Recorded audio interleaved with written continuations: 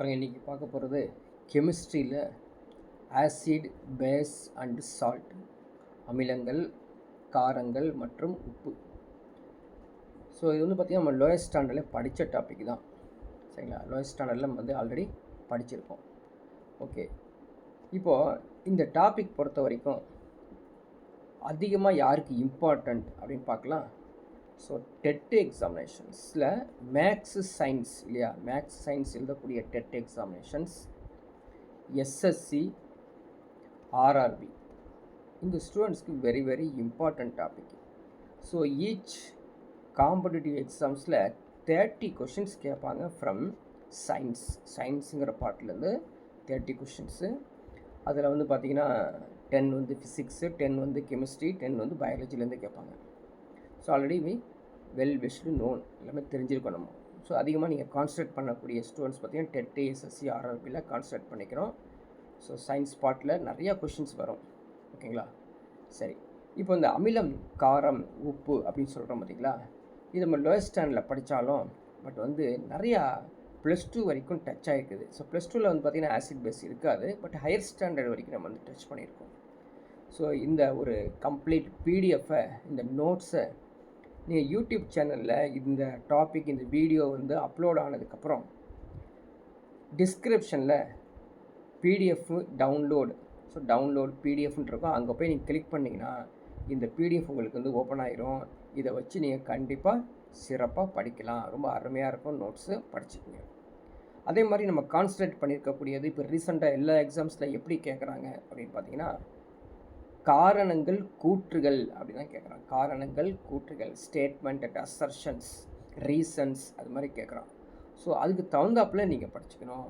So for example ஒரு 10 questions கேட்குறான், 10 questions நீங்கள் எக்ஸாம் எழுதுறீங்க, 30 கொஷின்ஸ் எக்ஸாம் எழுதுறீங்கன்னா, ஸோ அரௌண்ட் 25 கொஷின்ஸ் வந்து ஸ்டேட்மெண்ட்லேயே கேட்டுறாங்க. அதனால் ஸ்டேட்மெண்ட்டை நீங்கள் அதிகமாக கான்சன்ட்ரேட் பண்ணணும். ஓகேங்களா? ஸோ ஓகே, நம்ம டாபிக் உள்ளே போகலாம். ஸோ ஃபஸ்ட்டு பார்க்கலாம் ஆசிட். ஓகேங்களா? ஸோ ஆசிட்னா என்ன அப்படின்னு பார்க்கலாம். ஸோ ஆசிட் அப்படிங்கிறது ஒரு லெட்டின் வேர்டுங்க, சாதாரண ஒரு லெட்டின் வேர்டு. அதுக்கு வந்து அசிடஸ் அப்படின்னு இருக்கும். ஸோ லெட்டினில் அசிடஸ் உடைய மீனிங் என்ன அப்படின்னு பார்த்தீங்கன்னா, அதோடைய மீனிங் வந்து சோர் டேஸ்ட். சரிங்களா? சோர் டேஸ்ட் அப்படின்னு சொல்லுவோம். ஸோ சோர் டேஸ்ட்னா என்னது? ஒரு புளிப்பு சுவை உடையது அப்படிங்கிறது அர்த்தம். சரிங்களா? இது ஜென்ரலாகவே நம்ம தெரிஞ்சிருக்கோம். ஜென்ரலாக நம்ம வந்து பார்த்திங்கன்னா இந்த ஆசிடை எடுத்து வாயில் வச்சுக்கலாங்க. புளியை எடுத்து வச்சுக்கலாம் இல்லையா, புளி வச்சுக்கலாம். லெமனை எடுத்து வாயில் வச்சுக்கலாம். சரி, எப்படி சொல்லிகிட்டே போகலாம். வினிகர், இப்படி சொல்லிக்கிட்டே போகலாங்க. நிறையா ஆசிட் வந்து வாயில் டேஸ்ட்டில் வச்சுக்கலாம். ஓகேங்களா? ஏன் இது சொல்கிறேன் அப்படின்னா, பேஸை வாயில் வைக்க முடியாது. ஒரு சோப்பை எடுத்து வாயில் போட முடியுமா? ஒரு குளிக்கிற சோப்பு எடுத்து வாயில் போட முடியுமா? போட முடியாது. சரி, ஓகே. அப்போ என்ன அர்த்தம்? ஒரு பொருள் இருக்குது, அந்த பொருள் சோர் டேஸ்ட்டாக இருந்துச்சுன்னா, புளிப்பு சுவையாக இருந்தால் அதை தான் நம்ம அமிலங்கள், ஆசிட்ஸ் அப்படின்னு சொல்கிறோம். இது one of the brief explanations தான். ஸோ கொஞ்சம் கொஞ்சம் சேஞ்சஸ் ஆகும். ரைட். இப்போது ஒரு கெமிக்கல் காம்பவுண்ட்ஸ் உள்ளே இருக்குதுங்க. அந்த கெமிக்கல் காம்பவுண்ட்ஸ் தான் என்னன்னு தெரியாது, ஒரு ரசாயன கலவை. அது எப்படி இருக்கும்? சோர் டேஸ்ட்டில் இருக்கும், புளிப்பு சுவையில் இருக்கும். அப்படிங்கிறது தான் இது முக்கியமானது. சரி, அப்படி என்ன அதுக்குள்ளே இருக்குது, அந்த காம்பவுண்டுக்குள்ளே என்ன இருக்குது அப்படின்னு, அந்த சேர்மத்தில் என்ன இருக்குது அப்படின்னா, capable of forming hydrogen ions. Hydrogen ions, H+ அயானை வந்து என்ன பண்ணுங்க வச்சுருக்கோம். அது எப்போ வச்சுருக்கோம்? கொஷின் பாருங்கள், உயிர் பண்ணுறேன். இந்த ஸ்டேட்மெண்ட்டை உயிர் கொடுக்குறோம், லைவ் கொடுக்குறோம். எப்போனா பாருங்கள், இப்போ ஜென்ரலாக பாருங்கள், ஒரு பொருள், அது சேர்மம், அந்த சேர்மத்தில் ஹைட்ரஜன் அயனிகளை கொண்டுள்ளது அப்படின்னு சொல்லக்கூடாது. ஆனால் எப்பொழுது அப்படின்னா, ஏக்வஸ் சொல்யூஷன், நீரில் கரையும் போது தான் அது வந்து ஹைட்ரஜன் அயனியை தரவல்லது அப்படிங்கிறதான் அந்த ஸ்டேட்மெண்ட்டுக்கு உயிரான ஸ்டேட்மெண்ட்டு. சரி, அப்படி எங்கெங்கெல்லாம் வந்து இந்த ஆசிட்ஸ் காணப்படுது அப்படின்னா இதை படித்து வச்சுக்கணும். எக்ஸாமில் கேட்பாங்க. சிட்ரிக் அமிலம், சிட்ரிக் ஆசிட் எங்கே இருக்குது? லெமனில் இருக்குது, ஆரஞ்சில் இருக்குது. ஓகேங்களா? அதே மாதிரி லாக்டிக் ஆசிட், லாக்டிக் அப்படின்னாலே மில்கை குறிக்கும், மறந்துடாம படித்து வச்சுக்கோ. ஃபார்மிக் ஆசிட், ஃபார்மிக் ஆசிட் அப்படிங்கிறது வந்து இந்த stings of bees and ants. இப்போது எறும்பு, தேனீக்களின் கொடுக்கிலேருந்து காணப்படுது. இப்போ ஒன்று திங்க் பண்ணி பாருங்கள். நம்ம வந்து ஒரு எறும்பு கடிச்சிருச்சு அப்படின்னு சொல்லுவோம். சரிங்களா? எறும்பு கடிச்சிருச்சு அப்படின்னு. ஸோ எறும்பு எப்பொழுதுமே கடிக்காதுங்க. அதுக்கு ஒன்றும் பெரிய பல்லுலாம் கிடையாது. கடிச்சு ரத்தம் வர வரைக்கும் ஒன்றும் கிடையாது. ஆனால் எறும்பு கடிச்சிருச்சின்னு சொல்லி ரொம்ப நேரம் வரத்துக்கு காரணம் என்ன அப்படின்னா, இந்த ஃபார்மிக் ஆசிடை அது வெளியே விடுது. தன்னுடைய வாய் வழியாக வெளியே விடுதுங்க. இந்த ஃபார்மிக் ஆசிட் ஏன் வெளியே விடுதுன்னா, நான் ஒரு ஆபத்தான இடத்துல மாட்டிக்கிட்டேன். யாருங்க? எறும்பு, தேனீக்கள். நான் ஆபத்தான இடத்துல மாட்டிக்கிட்டேன். என்னையை நானே வந்து காப்பாற்றி கொள்வதற்காக என் வாயிலேருந்து ஒரு கெமிக்கல் வந்துருங்க. அதான் வந்து ஃபார்மிக் ஆசிட். சரி, HCOOH. ஓகேங்களா? இந்த ஃபார்மிக் ஆசிட் என்ன பண்ணுது, நம்ம உடம்புல நம்ம இது சாப்பிட்ருக்கோம் இல்லையா, என்னது உப்புலாம் சாப்பிட்ருக்கோம்ல, NaCl. அந்த NaCl வந்து இப்படி ரெண்டுமே ரியாக்ஷன். அப்போ அந்த தோல் மேலே இருக்குன்னா இருக்கும் சோடியம் குளோரைடு இருக்கும் இல்லையா, அந்த சோடியம் குளோரைடு ரியாக்ட் ஆகி இங்கே பாருங்கள், இது ரெண்டும் ஜாயிண்ட் ஆகிரும், இது ரெண்டும் ஜாயிண்ட் ஆகும். அப்படின்னா HCl ஃபார்ம் ஆகிரும், சோடியம் அசிட்டேட். சரிங்களா? சோடியம் அசிட்டேட்டாக ஃபார்ம் ஆகும். ஸோ சோடியம் ஒரு ஆசிட் சம்மந்தப்பட்டு தனியாக போயிடுது. இந்த HCl தான் நம்ம எங்கே அது கடிச்சிருக்குதோ அந்த இடத்துல நமக்கு என்னங்க எரிச்சல் பயங்கரமாக இருக்கும். என்ன பொண்ணு போட்டு தேய்ச்சிட்டே இருப்பான். சில பேர் அமர்தாஞ்சன்லாம் போட்டு தடவிட்டு இருப்பான். சில பேர் பாம் அது இந்த பாம்பில் இருக்க பற்றி தடவை, அதான் தடவக்கூடாதுங்க. வாட்டர் தான் எடுத்துக்கணும். வாட்டர் எடுத்து டைல்யூட் பண்ணிட்டீங்கன்னா உடனே HCl என்ன பண்ணுங்க, காணாமல் போயிடும். சரிங்களா? ஸோ அடுத்த முறை எறும்பு கடிக்கும்போது நம்ம தண்ணியை வச்சு நல்லா கழுவிட்டிங்கன்னா அந்த அரிப்பு அந்த அந்த அந்த வந்து கொஞ்சம் அப்படியே ஒரு மேடாட்டம் வருது பார்த்தீங்களா, வலி ஏற்பட்டு அது வராது, அந்த ஹீப் வராது. ஓகேங்களா? ஸோ ஒரு என்ன சொல்கிறது, கட்டி மாதிரி வருங்களே, அது வராது. நெக்ஸ்ட் பார்க்கலாம். Butyric acid. பியூட்ரிக் ஆசிட் அப்படிங்கிறது ரேன்சீட்னு என்னங்க மீனிங்கு? ஒரு கெட்டுப்போன எண்ணெய். நீங்கள் வந்து ஒரு தேங்காய் எண்ணெய் வச்சுருப்பீங்க, ரொம்ப நாளாக யூஸ் பண்ணிட்டே இருப்பீங்க, எடுப்பீங்க, கையில் போடுவீங்க, தேய்ச்சிங்க, தலையில் தேய்ச்சிப்போம், அவ்வளோதானே.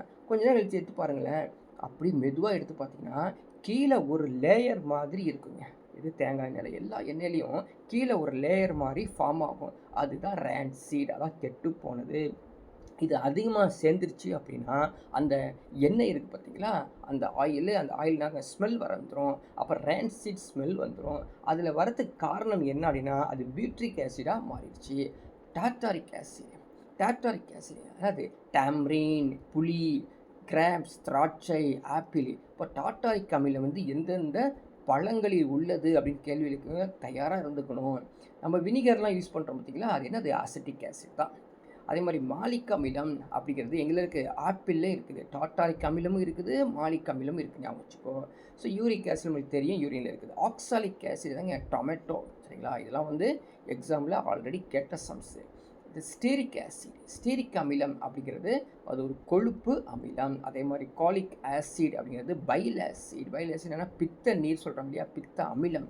அந்த பித்த அமிலம் தான் கோலிக் அமிலம். ஸோ இந்த ஏரியாலாம் பொறுத்துக்களை கேட்பாங்க, படித்து வச்சுங்க. அதுக்கான ஒரு சின்ன ஒரு அது ஃபிகர்ஸ் தான் நீங்கள் வந்து பார்த்துருக்கீங்க. சோர்ஸ் ஆஃப் ஆசிடு அப்படியே நீங்கள் வந்து அடுத்த பகுதிக்கு போகலாம். ஸோ கிளாசிஃபிகேஷன் ஆஃப் ஆசிட், அமிலங்களின் வகைகளை வந்து பார்க்க போகிறோம். எப்படி வகைகள் இருக்குது? கண்டிப்பாக நம்ம வந்து எழுதும்போது தெரிஞ்சு ஆர்கானிக் ஆசிடும் இருக்குது, இன்ஆர்கானிக் ஆசிட் இருக்குது. ஸோ கரிம இல்லைங்களா, கரிம. அதுக்கப்புறம் நம்ம பார்க்க போகிறோம் கனிம, ரெண்டும் பார்க்க போகிறோம். சரிங்களா? கனிம அது இன்ஆர்கானிக். ரெண்டுக்கு என்ன வித்தியாசம் அப்படின்னு கொஞ்சம் நம்ம திங்க் பண்ணி பார்க்கணும். என்னக்கு என்ன வித்தியாசம்? இது உயிருள்ள, சரிங்களா, இது உயிரற்ற, அவ்வளோதான். இல்லை புரிஞ்சிருச்சு. அதாவது அது என்ன சொல்கிறாங்க, இது உயிருள்ள, அது உயிரற்ற. உயிருள்ளனா என்ன? இப்போது விலங்குகள் மூலமாக, பிளான்ட்ஸ் அண்ட் லிவிங் திங்ஸ் மூலமாக வரக்கூடிய அமிலங்கள், பொருட்கள், சேர்மங்கள், சப்ஸ்டன்ஸ் எல்லாமே ஆர்கானிக் காம்பவுண்ட்ஸ், ஆர்கானிக் ஆசிட்ஸ் அப்படின்னு சொல்லிடுவோம். சரிங்களா? இன்ஆர்கானிக் அப்படிங்கிறது பாறைகள் பண்ணுறோம் பார்த்தீங்களா, பாறை வந்து உயிரற்றது தானே, அது மாதிரி வரக்கூடியது. அப்போ ஆர்கானிக் ஆசிட்ஸ் என்னென்னா ஃபார்மிக் ஆசிட், அசிட்டிக் அமிலம், இதெல்லாம் வந்து அதுக்கு எக்ஸாம்பிளாக வந்துடுது. நெக்ஸ்ட் இன்ஆர்கானிக் ஆசிட் வந்து இப்போ சொன்னோம் இல்லையா. ஸோ ராக்ஸ் அண்ட் மினரல்ஸ், பாறைகள் மற்றும் கனிம பொருட்களில் உருவாகிறது தான் அந்த அமிலங்கள். இன்ஆர்கானிக் ஆசிட் அதாவது HCl, nitric acid, sulphuric acid அப்படின்னு ஞாபகம் வச்சுக்கணும். இது ஜென்ரலி எப்படி இருக்கும்? கான்சன்ட்ரேட்டாக இருக்கும், செறிவு மிகுந்ததாக காணப்படும், அரிப்பு அதிகமாக இருக்கும், ரொம்ப ரியாக்ஷன்ஸ் பண்ணணும். அடுத்தது கனிம அமிலங்கள், மினரல் ஆசிட்ஸ். அந்த இன்ஆர்கானிக் ஆசிடில் அப்படி பிரித்தோம்னா மினரல் ஆசிட்ஸ்.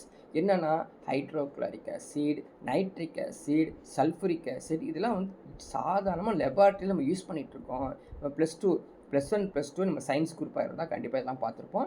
ஈவன் நீங்கள் வந்து சயின்ஸ் ஸ்டூடெண்ட்ஸாக இருந்தால் இதை பற்றி ஈஸியாக தெரியும். பட் என்ன அப்படின்னு பார்த்தா கையில் ஊற்ற முடியாதுங்க, அப்படியே அரிச்சு எடுத்துருவோம், ஓட்டையை போட்டுருங்க. It means they can eat away metal, skin, clothes எல்லாத்தையும் ஓட்ட போட்டுருவோம். அதனால் கேர்ஃபுல்லாக அந்த நைட்ரிக் ஆசிட், சல்ஃபரிக் ஆசிடு, HCலேருந்து ஜாக்கிரதையாக இருக்கணும். அது இல்லாமல் but it will not corrode glass and ceramic செய்யும், கிளாஸ் செய்யும், அது டச் பண்ணாது, ஒன்றும் வேலை செய்யாது, அப்படியே கிடக்கும். அதனால தான் நம்ம ஜென்ரலி இந்த ஆசிட் அமிலங்களை எங்கே ஸ்டோர் பண்ணுவோம் அப்படின்னு பார்த்தீங்கன்னா ஒரு கண்ணாடியில் ஸ்டோர் பண்ணுவோம். சரிங்களா? அதனால் வந்து கண்ணாடி கோடையில் வச்சுக்கிறது best. Acid substance contains replaceable hydrogen ions. என்னதுங்க, ஒவ்வொரு அமிலத்திலையும் இடப்பெயர்ச்சி செய்யத்தக்க ஹைட்ரஜன் அயனிகள் உள்ளது. இடப்பெயர்ச்சி செய்யுது. அப்போ என்ன, ஹைட்ரஜன் அயனி ஒரு இடத்துலேருந்து இன்னொரு இடத்துக்கு இடப்பெயர்வு நடக்குது. சரி, ஒவ்வொன்றையும் பார்க்கலாம். என்னென்னா ஹைட்ரோக்ளோரிக் ஆசிட், இது வந்து படித்து வச்சுக்கோ. சரிங்களா? ஹைட்ரோக்ளோரிக் ஆசிட் வந்து கெமிக்கல் நேம், காமன் நேம் என்னது, மியூரியாட்டிக் ஆசிட். இது இம்பார்ட்டண்ட்டு, கேள்விப்பட்டிருக்கீங்கன்னா மனப்பாடம் பண்ணி வச்சுக்கணும். சல்ஃபரிக் ஆசிட் வந்து vitriol, oil of vitriol, king of chemicals, வேதிப்பொருட்களின் ராஜா அப்படின்னு சொல்லுவோம். ஸோ நைட்ரிக் ஆசிட் ஏக்குவோஃபோர்டிஸ், இதையும் வந்து படிச்சுக்கோ. ஸோ மூணுமே முக்கியமானதான். ஸோ புக்கிலே இருக்குது, சாதாரண நம்ம சமைச்சர் புக்கிலே காணப்படுது. அடுத்தது பாருங்கள், இந்த classification of acid based on their basicity. So நிறைய பேருக்கு பெசிசிட்டினா என்ன, சரிங்களா, அசிடிட்டினா என்ன, சரிங்களா, இது தெரியாது. ஓகேவா? அதே போல் ஆசிட் பேஸ். ஸோ இப்போ ஈஸியாக நான் வச்சுக்கலாமா, பேஸ் பெசிசிட்டி, ஆசிட் அசிடிட்டி. என்னங்க, ரெண்டுமே சமம். பெசிசிட்டி தான் பேஸு, ஆசிட் தான் அசிடிட்டி. என்ன அது மீனிங்கு? அப்போது என்ன சொல்கிற பாருங்கள், ஆசிடுக்கு பெசிசிட்டி தேவைப்படுது, பேஸுக்கு அசிடிட்டி தேவைப்படுது. இப்போ பாருங்கள், உள்ளே போய் பார்க்கலாம் என்ன நடக்குது. ஸோ அதாவது பெசிசிட்டி அப்படிங்கிறது the number of replaceable hydrogen atom present in one molecule of an acid. ஒரு மூலக்கூறுல அமிலத்தில் இந்த ஹைட்ரஜன் அயனி இடப்பெயர்வு நடக்குது பார்த்தீங்களா, அதை தாங்க நம்ம என்ன சொல்கிறோம், பெசிசிட்டி அப்படின்னு சொல்கிறோம். சரிங்களா? அந்த பெசிசிட்டி வந்து ஹைட்ரஜன் அயனி எவ்வளவு வெளியே விடுது, அதுக்கு தாங்க பெசிசிட்டி. இது எப்படி புரிஞ்சிக்கிறது, கொஞ்சம் திங்க் பண்ணி பாருங்கள். ஆசிடில் வந்து H+ இருக்குதுன்னு கேள்விப்பட்டோமா இல்லையா? ஆசிடில் H+ இருக்குன்றியா? அப்போது பேஸில் என்ன இருக்கும், OH இருக்கும். இப்போ பேஸில் OH இருக்குது. இங்கே ஆசிடில் இருக்கக்கூடிய H+க்கு என்ன தேவை, பேஸு OH தேவை, OH அயனி தேவை. அதனால் அது பெசிசிட்டி.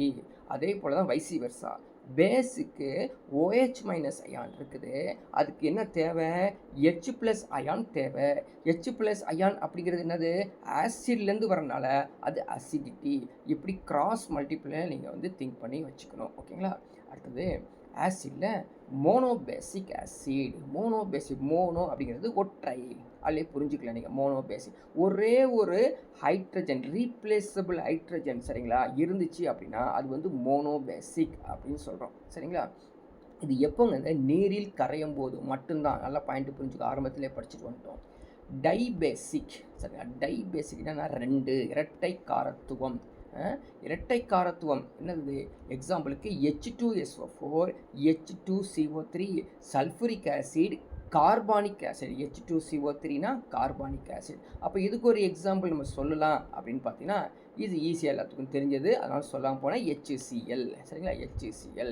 ஸோ HCl அப்படிங்கிறது வந்து ஒரு ஹைட்ரஜன் மட்டும் ரீப்ளேஸ் பண்ணுறதுனால இது மோனோபேசிக். அடுத்தது டைபேசிக் பார்த்தோம். மூன்றாவது ட்ரைபேசிக், மும்மை காரத்துவம் அப்படின்னது. ஸோ ஆர்த்தோபாஸ்பாரிக் ஆசிட், இதுக்கு பேர் என்னங்க, ஆர்த்தோபாஸ்பாரிக் ஆசிட். ஸோ எழுத முடியாட்டி, நேரம் இல்லாட்டி நீங்கள் வந்து அங்கே நோட் பண்ணிக்கலாம், இல்லைன்னா எழுதி காமிக்கிறேன். ஆர்த்தோ பாஸ்பாரிக் ஆசிட், சரிங்களா, பாஸ்பாரிக் ஆசிட் தான் இந்த H3PO4. இங்கே 3 ஹைட்ரஜன்களை ரீப்ளேஸ் பண்ணுறனால தான் இது ட்ரைபேசிக் ஆசிட். ஸோ எக்ஸாம்பிள் கொடுத்துருக்காங்க, இது மாதிரி நிறைய இருக்குது. ஓகேங்களா? ரைட். அடுத்தது இப்போது நம்ம என்ன பண்ணியிருக்கோம், ஒவ்வொரு கிளாசிஃபிகேஷனாக ஆசிட் பார்த்துட்டு வரும் பொழுது பேஸ்டு ஆன் அயனைசேஷன், என்னதுங்க, அயனி உறும் அடிப்படையில். அப்போ அயனைசேஷனாக என்ன நடக்கும் பாருங்கள்.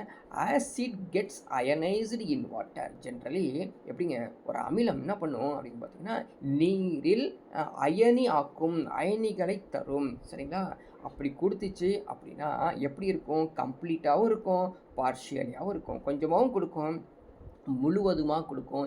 இதை பேஸ் பண்ணி நம்ம என்ன பண்ணுறோம், அந்த ஆசிடுகளை தரம் பிரிக்கிறோம், வகைகளை பிரிக்கிறோம். பாருங்கள், எந்த ஒரு ஆசிடு ஹைட்ரஜன் அயனியை முழுவதுமாக நீரில் கரைத்தால் அதுதான் ஸ்ட்ராங் ஆசிட், வலிமை மிகு அமிலங்கள். எக்ஸாம்பிளுக்கு வந்து H2, HCl, H2SO4 இப்படி சொல்லிகிட்டே போகலாம். Sulphuric acid, nitric acid, hydrochloric acid அப்படின்னு சொல்லலாம். ஸோ வீக் ஆசிட் ஜென்ரலி யாருங்க வீக் ஆசிட், வலிமை குறைந்த அமிலங்கள் யாருன்னா கண்ணை மூடிட்டு சொல்லாங்க, ஆர்கானிக் அமிலங்கள். சரிங்களா? கரிம அமிலங்கள், ஆர்கானிக் ஆசிட் தான் இப்படி இருப்பாங்க. So acidic acid, oxalic acid, formic acid இப்படியே சொல்லிகிட்டே போகலாங்க. எல்லாமே வந்து ஆர்கானிக் ஆசிட். இவங்க என்ன பண்ணுறாங்க, பார்ஷியலி கொஞ்சம் தான். சரிங்களா? அந்த அயனி ஒரு பகுதி அளவே அயனி உருவது இருக்கிறனால நம்ம என்ன பண்ணுறாங்க, அந்த பர்டிகுலர் இருக்கக்கூடிய அந்த ஆசிடை வந்து பேஸ்டு ஆன் தி வலிமை குறைந்த அமிலங்கள் அப்படின்னு சொல்கிறோம். அடுத்தது பாருங்கள், பேஸ்டு ஆன் தி கான்சன்ட்ரேஷன், செறிவின் அடிப்படையில் எப்படி ஆசிடை நீங்கள் பிரிக்கலாம் அப்படின்னு கேட்குறான். ஸோ செறிவில் அடிப்படையில் எப்படிங்க, செறிவுனாலே கான்சன்ட்ரேஷன் தானே. அப்போது large amount of acid in solvent.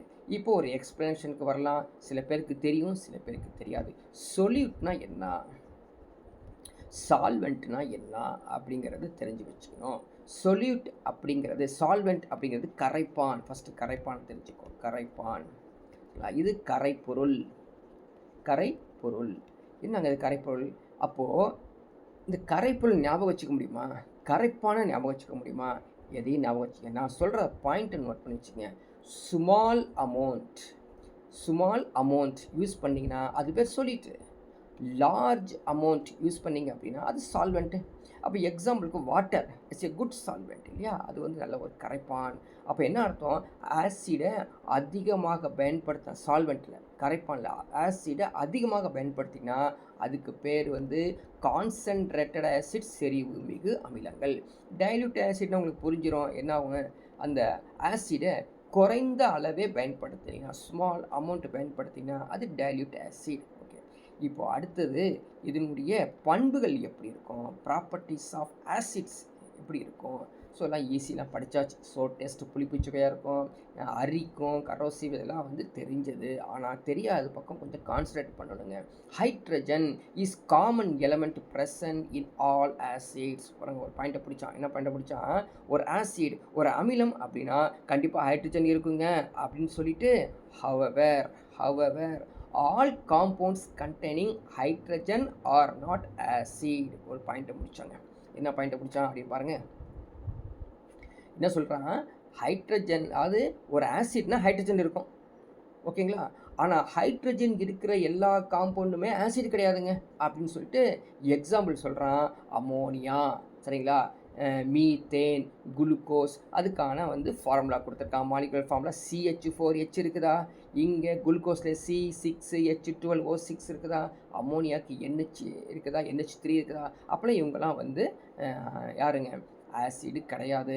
அப்போ நீங்கள் புரிஞ்சுக்கிங்க, ஆசிட்னா ஹைட்ரஜன் இருக்கும், ஒத்துக்கிறேன். ஆனால் எல்லா ஹைட்ரஜன் கொண்ட சேர்மங்கள் எல்லாருமே அவங்க வந்து அமிலங்கள் இல்லை, அதுவும் நீங்கள் ஞாபகம் வச்சுக்கோங்க. ரைட், இவங்க என்ன பண்ணுறாங்க, யார், இந்த ஆசிட் என்ன பண்ணுறாங்க அப்படின்னா, எங்கேயாவது எங்கேயாவது ஒரு மெட்டல்ஸை பார்த்துட்டாங்க அப்படின்னா ரியாக்ட் பண்ணி உடனே ஹைட்ரஜன் கேஸ் வந்து வெளியே விட்டுருவாங்க, ரிலீஸ் பண்ணிடுவாங்க. புரியுங்களா? அருமையான ஒரு example. Metal plus acid give salt plus hydrogen case. பாருங்கள், மெக்னீஷியம், ஓகேங்களா. ஸோ மெக்னீஷியத்தை என்ன பண்ணியிருக்காங்க பாருங்கள், சல்ஃபரிக் ஆசிடில் நம்ம வந்து ரியாக்ட் பண்ணி மெக்னீசியம் சல்ஃபேட்டு, அதுக்கப்புறம் ஒரு ஹைட்ரஜனை ரிலீஸ் ஆகிருக்கு பார்த்தீங்களா. ஜென்ரலி ஒரு மெட்டலில் ஆசிட் ரியாக்ட் ஆனால் ஹைட்ரஜன் கேஸை வெளிவரும் அப்படின்னு சொல்கிறாங்க. அதுக்கப்புறம் நம்மளுக்கு சாதாரணமாக நம்ம எங்கே பார்த்துருக்கோம், நடைமுறையில் பார்த்துருக்கோங்க. எது, இந்த சில்வர் காப்பர், சரிங்களா. few metals do not react with acids and liberate hydrogen gas கொடுக்காது, ரியாக்டும் பண்ணாது. சில்வரு, காப்பர், கோல்டு இல்லையா, கோல்டு ஆபரணங்கள் யூஸ் பண்ணுறோம் இல்லையா, அதுக்காக தான் அது ஆபரணங்கள் பயன்படுத்துகிறோம், அது தெரிஞ்சுக்கணும். சரி, ஆசிட் ரியாக்ட் பண்ணுறாங்க இல்லையா, எதில், மெட்டல் கார்பனேட்ஸ் அது சோடியம் கார்பனேட்ஸ், பொட்டாசியம் கார்பனேட்ஸ், இப்படி சொல்லிக்கிட்டே போகலாமா. அப்படிலாம் அவங்கள்ட்ட ரியாக்ட் ஆனாங்கன்னா என்ன கிடைக்கும், metal hydrogen carbonates to give carbon di oxide. இப்போ ஒரு பாயிண்ட்டை நீங்கள் ஞாபகம் வச்சுக்கணும், ஆசிடு வெறும் மெட்டலில் ரியாக்ட் பண்ணாங்கன்னா ஹைட்ரஜன் கேஸை கொடுப்பாங்க, சரிங்களா. ஆனால் இதே ஆசிடு மெட்டல் கார்பனேட்டில் வந்து ரியாக்ட் பண்ணாங்கன்னா கார்பன் டை ஆக்சைடு கொடுப்பாங்க. இந்த ரெண்டையும் நீங்கள் வந்து ஞாபகம் வச்சுக்கணும். இதான் வந்து கொஸ்டின்ஸாகவே மாறும். சரி, இப்போது லிட்மஸ் பேப்பர் எடுத்து பார்க்குறாங்க, சரிங்களா. எந்த ஒரு சொல்யூஷன் எப்படி இருக்கும், அமிலங்கள், ப்ளூ லிட்மஸ் டு ரெட், அதாவது நீல லிட்மஸ் தாளை சிவப்பு நிறமாக, எக்ஸாம்பிள் ஆல்ரெடி கேட்ட கொஷின்ஸு. அப்படி யாராவது ப்ளூ டு ரெட்டு கொடுத்தாங்க அப்படின்னா அவங்க தாங்க அமிலம், அவங்க தாங்க ஆசிட் அப்படின்னு சொல்லிடுறாங்க. அதுக்கப்புறம் ஒரு இண்டிகேட்டர் இருக்குது, நிறங்காட்டி இருக்குது. இந்த நிறங்காட்டி பேர் ஃபினாப்தலீன். இன்னொரு நிறங்காட்டி இருக்குது மெத்தில் ஆரஞ்சு. 2 பேரையும் ஞாபகம் வச்சுக்கணும். இப்போது ஃபினாப்தலீன் இண்டிகேட்டர் அப்படிங்கிறது ஒரு சின்னதாக ஒரு பாட்டிலில் ரெடி பண்ணி, சரிங்களா, நீங்கள் என்ன சின்ன ஹோல்ஸ் போட்டு வச்சுருப்பாங்க, இப்போ லேபில் பார்த்தீங்கன்னா வச்சுருப்பாங்க.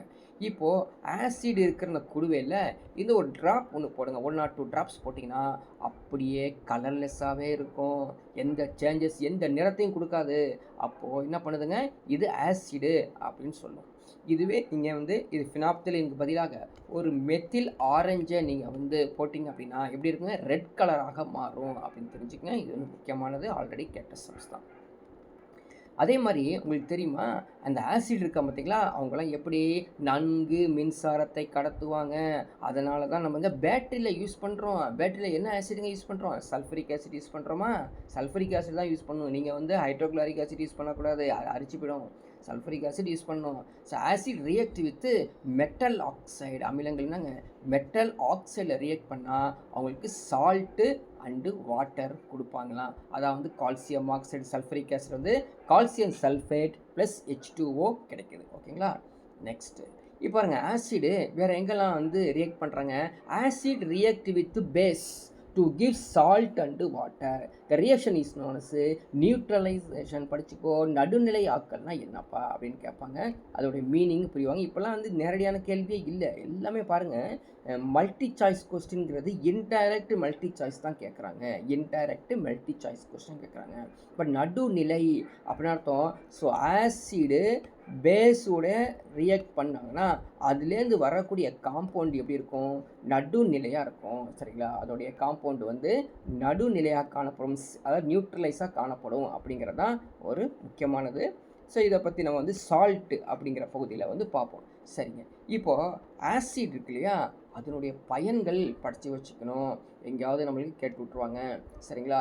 சரி, நம்ம தெரியல சல்ஃபரிக் ஆசிடு அதாங்க வந்து ராஜ திரவகம் அப்படின்னு கேள்விப்பட்டிருக்கோம் இல்லையா, கிங் ஆஃப் கெமிக்கல்ஸ். எங்கே யூஸ் பண்ணுறாங்க, கார், பேட்ரி, ஜென்ரலி பேட்ரி எல்லாத்துலேயும் யூஸ் பண்ணுறாங்க, எல்லாத்துக்கும் தெரிஞ்சது தான். நைட்ரிக் ஆசிட் வச்சுங்க எதுக்கு பயன்படுது, அம்மோனியம் நைட்ரேட் உற்பத்தி செய்வதற்கு. அம்மோனியம் நைட்ரேட் எதுக்கு பயன்படுது, அதாவது அக்ரிகல்ச்சரில், சரிங்களா, அக்ரிகல்ச்சர் இருக்கு இல்லையா, உரம் தயாரிக்கிறதுக்கு பயன்படுகிறது. சரி, ரைட்டு.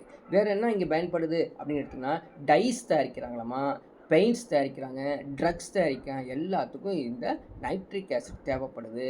அடுத்தது பாருங்கள், ஹைட்ரோக்ளோரிக் ஆசிட், இது கிளீன்சிங் இன் டாய்லெட், அதாவது உங்களுக்கு டாய்லெட் வச்சுருக்கீங்க, தூய்மையாக வச்சுக்கணும் அப்படின்னா ஹைட்ரோக்ளோரிக் அமிலத்தை போட்டு பண்ணக்கூடாது. ஆக்சுவலாக ஹைட்ரோக்ளோரிக் ஆசிட் போட்டிங்க அப்படின்னா சூப்பராக க்ளீன் ஆகும். எது, டாய்லெட்டை வந்து ஹைட்ரோக்ளோரிக் ஆசிட் போட்டிங்கன்னா அருமையாக க்ளீன் ஆகும். ஆனால் வந்து பக்கத்தில் யாரும் இருக்க முடியாது, பயங்கர ஃபியூம்ஸ் வரும், புகையாக வரும், அது இது யூஸ் பண்ணக்கூடாது.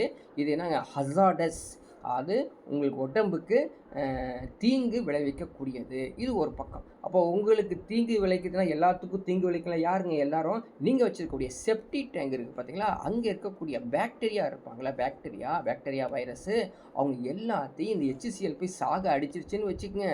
உங்களுடைய செப்டி டேங்க் நிறைஞ்சி நாத்தம் அடிக்க ஆரம்பிச்சிடும். புரியுதுங்களா? அதனால் ஹைட்ரோக்ளோரிக் ஆசிட் வந்து டாய்லெட்டுக்கு யூஸ் பண்ணலாம், கிளீனிங்க்கு, பட் யூஸ் பண்ணக்கூடாது. நேரடியாக பயன்படுத்தினா பாக்டீரியா எல்லாமே இறந்து, அந்த பாக்டீரியா இருந்தால் தான் நம்ம கொடுக்குற எக்ஸ்கிரீட்டராகவே அது சாப்பிட்டு சாப்பிட்டு சாப்பிட்டு சாப்பிட்டு கருப்பாக ஆக்கி வெறும் தண்ணியை மட்டும் வெளியே விட்டுக்கிட்டே இருக்கும். அதனால் எந்த ஒரு நாத்தம் இல்லாமல் இந்த செப்டி டேங்க் இருக்கும். ஹைட்ரோக்ளோரிக் ஆசிட் யூஸ் பண்ணிட்டீங்கன்னா நாத்தம் வந்துடும். சார் நெக்ஸ்ட் பார்க்கலாம் டார்டாரிக் ஆசிட். ஆல்ரெடி பார்த்தோம். டார்டாரிக் ஆசிட் எதுக்கு பயன்படுத்துகிறாங்க? சோடா மாவு, சரியா? சோடா தயாரிக்கிறதுக்கு பயன்படுத்துகிறாங்க. பேக்கிங் சோடா சரிங்களா? பேக்கிங் பவுடர் இல்லையா? பேக்கிங் பவுடருக்கு இந்த டார்டாரிக் அமிலத்தை பயன்படுத்துகிறாங்க. இன்னொன்று பாருங்கள், benzoic acid. Generally benzoic acid sodium benzoate சொல்லுவாங்க. பென்சாயிக் ஆசிடை வந்து பென்சாயிக் ஆசிடுங்கிறது ஆசிட் தான், ஆனால் அது வந்து சோடியத்துடன் வினை புரிந்து சோடியம் பென்சைட் ஆகிருக்கும். எதுக்கு பயன்படுறாங்க? Food preservation. அதாவது 3 நாள் 5 நாள் 10 நாள் ஒரு மாதத்துக்கு ஒரு பொருளை நீங்கள் சேமித்து வச்சு பாதுகாக்கணும் அப்படின்னா சோடியம் பென்சோயேட் யூஸ் பண்ணுறாங்க. அதனால் ப்ரிசர்வேட்டிவ் அதிகமாக நம்ம உடம்புக்கு ஹார்ம்ஃபுல், அது கெடுதலை கொடுக்கும். புரியுதுங்களா? பேக்கிங் ஃபுட் இருக்குது பார்த்தீங்களா?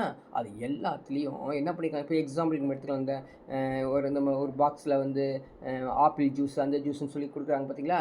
அந்த ஆப்பிள் ஜூஸ்லாம் உள்ளே போய் பார்த்தோம்னா என்ன இருக்கும்? இந்த சோடியம் பென்சோயேட் மிக்ஸ் பண்ணி வச்சுருப்பான். அது பாட்டு 1 மாதமோ 1.5 மாதமோ அப்படியே கிடக்கும். சரிங்களா? அதனால் அது சாப்பிடக்கூடாது. அதே மாதிரி பார்த்தீங்கன்னா நம்ம சோடா போய் குடிக்க போகிறேன். சோடா என்னது? கார்பானிக் அமில் தான் அந்த ஏரேட்டட் ட்ரிங்க்கு. பார்த்தீங்கன்னா குடிக்கும்போது இந்த எக்ஸாம்பிளுக்கு வெளியில் தான் பார்த்தீங்கன்னா கலராக சோடா வாட்டர் கொடுப்பாங்க. அதெல்லாம் வந்து கார்பானிக் ஆசிட், அதுவும் ஹார்ம்ஃபுல். சிட்ரிக் ஆசிட் அருமையானது. சிட்ரிக் ஆசிட் இது வந்து ப்ரிசர்வேட்டிவ்ங்க. அது உணவை பதப்படுத்துவதற்கு பயன்படுத்தப்படுகிறது. எங்கெங்கே அப்படின்னு பாருங்கள். எக்ஸாம்பிளுக்கு நான் ஒரு எக்ஸாம்பிள் சொல்கிறேன் பாருங்கள். வினிகர் அது யூஸ் பண்ணுறோம், எல்லாத்துக்கும் தெரியும். எதில் யூஸ் பண்ணுறோம்? பிக்லி அந்த ஊறுகாயில் பயன்படுத்துகிறோம். ஆனால் இப்போது சிட்ரிக் ஆசிடும் கொஞ்சம் சேர்த்துட்டாங்கன்னா ரொம்ப நாள் அது கெடாமல் வெயிலில் வைக்காமல் அப்படி நீங்கள் வீட்டில் செஞ்சிங்கன்னா இந்த ஊறுகாயை கண்டிப்பாக வெயிலில் வச்சிடணும். 2 டேஸ்க்கு அப்புறம் 3 டேஸ்க்கு அப்புறம். அப்புறம் நல்லா இருக்காட்டி கெட்டு போயிடும். ஆனால் நீங்கள் கடையில் வாங்கி பாருங்கள், அப்படியே கிடக்கும், கலராக இருக்கும், சாப்பிட்றதுக்கு அழகாக இருக்கும், எல்லாமே இருக்கும். ஓகேங்களா? அடுத்து oxalic acid use to clean iron manganese deposit from quartz crystal. இப்போ எக்ஸாம்பிளுக்கு நீங்கள் வீட்டில் ஒரு ட்ரை பண்ணி பார்க்கலாம். நான் ஒரு டேப் வச்சுருக்காங்க. அந்த டேப்பில் வந்து நிறையா வந்து இந்த சால்ட்டு வாட்டர் டெபாசிட் ஆகிடுச்சிங்க. போகவே மாட்டுது. ஆசிட் போட்டாலும் போக மாட்டுது, எது போட்டாலும் போக மாட்டுது. ஒன்றும் இல்லை, ஆக்சாலிக் ஆசிட் எடுத்து போய் அங்கே போட்டிங்கன்னு வச்சுக்கலாம், கொஞ்சம் நேரத்தில் க்ளீன் ஆகிரும். அப்போ என்ன சொல்கிறான்? இரும்பு சம்மந்தப்பட்ட மேங்கனஸ் சம்மந்தப்பட்ட எந்த ஒரு கிறிஸ்டலையும் ஆக்சாலிக் ஆசிட் கொஞ்சம் நேரத்தில் க்ளீன் பண்ணிடும். Bleach for wood removing black stains. இந்த வேலையில் ஆக்சாலிக் ஆசிட் அருமையாக செஞ்சிடும். நீங்கள் வந்து இந்த எக்ஸிபிஷன்லாம் போனீங்கன்னா இவங்க கிட்ட வாங்க, இங்கே பாருங்கள், உங்கள் உடம்புல ஏதாவது இங்கு விழுந்துச்சுன்னா ஏதாவது ஒரு பெண்ணில் எழுதிட்டு அதை அழிச்சு காமிப்பாங்க. அது நம்ம என்ன நினச்சிட்டு இருப்போம் அப்படின்னு பார்த்தீங்கன்னா ப்ளீச்சிங் வாட்டரு அப்படின்னு இருப்போம். ஸோ ப்ளீச்சிங் வாட்டர் இல்லைங்க, அது ஆக்சாலிக் ஆசிடை வச்சு க்ளீன் பண்ணாங்கன்னா உடனே அந்த கலர் வந்து உடனே ரிமூவ் ஆயிடும். ஸோ நெக்ஸ்ட்டு ஒரு ஆசிட் பாருங்கள், சல்ஃபுரிக் ஆசிட். ஓகேவா? சல்ஃபரிக் ஆசிட் H2SO4 நம்ம ஆல்ரெடி படிச்சிட்டேன், எத்தனை முறை பார்த்துருக்கோம். King of chemicals. எதுக்குன்னா அதிகமாக இண்டஸ்ட்ரியலில் தான் இது பயன்படுத்தப்படுகிறது, கந்தக அமிலம். சரிங்களா? அதே மாதிரி எக்கனாமிக் வந்து நம்முடைய நாட்டின் பொருளாதாரமே இந்த சல்ஃபரிக் ஆசிட் ப்ரொடியூஸ் பண்ணுறதுல தான் இருக்குது.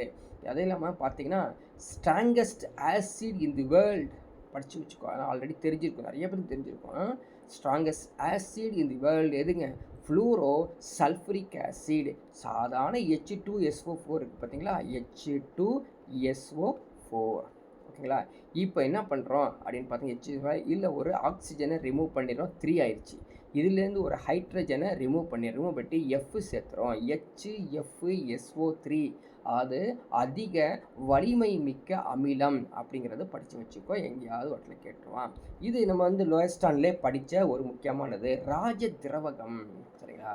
நம்ம வந்து கிங் ஆஃப் கெமிக்கல்ஸ்க்கு பார்த்தோம். ராஜ திரவகம் அது கிங் ஆஃப் கெமிக்கல்ஸ். இது ராஜ திரவகம், இது கிங்ஸ் ஆஃப் வாட்டர். வாட்டரில் கிங்ஸ் அவன். என்னங்க அப்படி? ஏக்குவா ரீஜியாங்கிறது ஒரு லெட்டின் வேர்டு. அதுக்கு மீனிங் வந்து நீரிலேயே வந்து இவன் வந்து இப்போ தான் அரசன் அப்படின்னு. பார்க்குறதுக்கு எப்படி இருப்பாங்க? எல்லோ ஆரஞ்சு கலரில் இருப்பாங்க. எக்ஸாமில் கேட்ட கொஸ்டின்ஸு இதுக்குள்ளே ரேஷியோவை கேட்டிருக்காங்க. இதில் என்ன இருக்குது? ஹைட்ரோக்ளோரிக் ஆசிடையும் நைட்ரிக் ஆசிடையும் 3:1 அப்படிங்கிற ஒரு ரேஷியோவில், அதாவது இது 3 மடங்கு ஹைட்ரோக்ளோரிக் ஆசிடு 1 மடங்கு நைட்ரிக் ஆசிட் போட்டு நீங்கள் ஒரு பாட்டிலில் சேமித்து பத்திரமா வச்சுக்கணும். எப்போ பயன்படுத்துறீங்களா? நம்ம உடம்புல போட்டிங்கன்னா ஓட்ட விழுந்துருவோங்க. ஏன் அப்படின்னா இது பாருங்கள், இந்த கோல்டையே கரைச்சிருவோமா. இதுங்க அந்த கோல்டு இருக்குது பார்த்தீங்கன்னா, தங்கத்தை, அதுவே இது வந்து கரைச்சிரும், அரிச்சிரும். அந்த அளவுக்கு பவரானது இந்த ஏக்குவா ரீஜியா. சரிங்களா? It is miscible in water. Aqua regia able to dissolve noble gas such as gold, platinum, palladium. எல்லாம் விலை உயர்ந்த உலோகங்கள் தானே இது. இந்த உலோகங்களை கரைச்சிருவோமா. அதாவது ஜாக்கிரதையாக இதை வச்சு கூட கரைக்க முடியும். ஆனால் அவ்வளோதான், கரைஞ்சிருச்சுன்னா திரும்ப கிடைக்காது, அப்படியே கரைஞ்சி போயிடும். இதுவே பாருங்கள் எங்கெங்கே பயன்படுத்துகிறாங்க? கிளீனிங் அண்டு ரீஃபைனிங் கோல்டை வந்து சுத்தகரிக்கும் படிக்கிறதுக்கும் இது பயன்படுது. ஸோ இதுக்கான இந்த கெமிக்கல் ஃபார்முலா தான் கொடுத்துருக்காங்க. 3HCl HNO3, solubility in water, melting point -42 degree Celsius. நீங்கள் வந்து ஃபாரன்ஹீட்லேயும் படிச்சுக்கணும், -44 degree, 231 kelvin. Boiling point 108 degree Celsius, 226 degree Fahrenheit, 381 kelvin. இதெல்லாம் படித்து வச்சுக்கணும். சாதாரணமாக போயிடக்கூடாது, ரீட் அவுட் பண்ணிடக்கூடாது, மனப்பாடம் பண்ணி தட்டி வச்சுருக்கணும். அப்போ தான் பொறுத்துக்க இருக்க எங்கேயாவது கேட்கும்போது நம்ம சரியான ஆன்சர் சொல்லுவோம். இது வரைக்கும் நம்ம வந்து ஆசிடை முடிச்சிருக்கோம். சரிங்களா? ஸோ நெக்ஸ்ட்டு நம்ம பார்க்க போகிறது பேஸ், காரங்கள். அப்போது நம்ம வந்து என்ன பண்ணணும் அப்படின்னு பார்த்தீங்கன்னா, இப்போ பேஸு போகும்போது அவன் ஏற்கனவே பார்த்தா ஆசிடை ஞாபகம் வச்சுக்கிட்டே இருக்கணும். ஸோ H+ அயனி அப்படின்னா பேஸ் என்னது? OH- அயனி.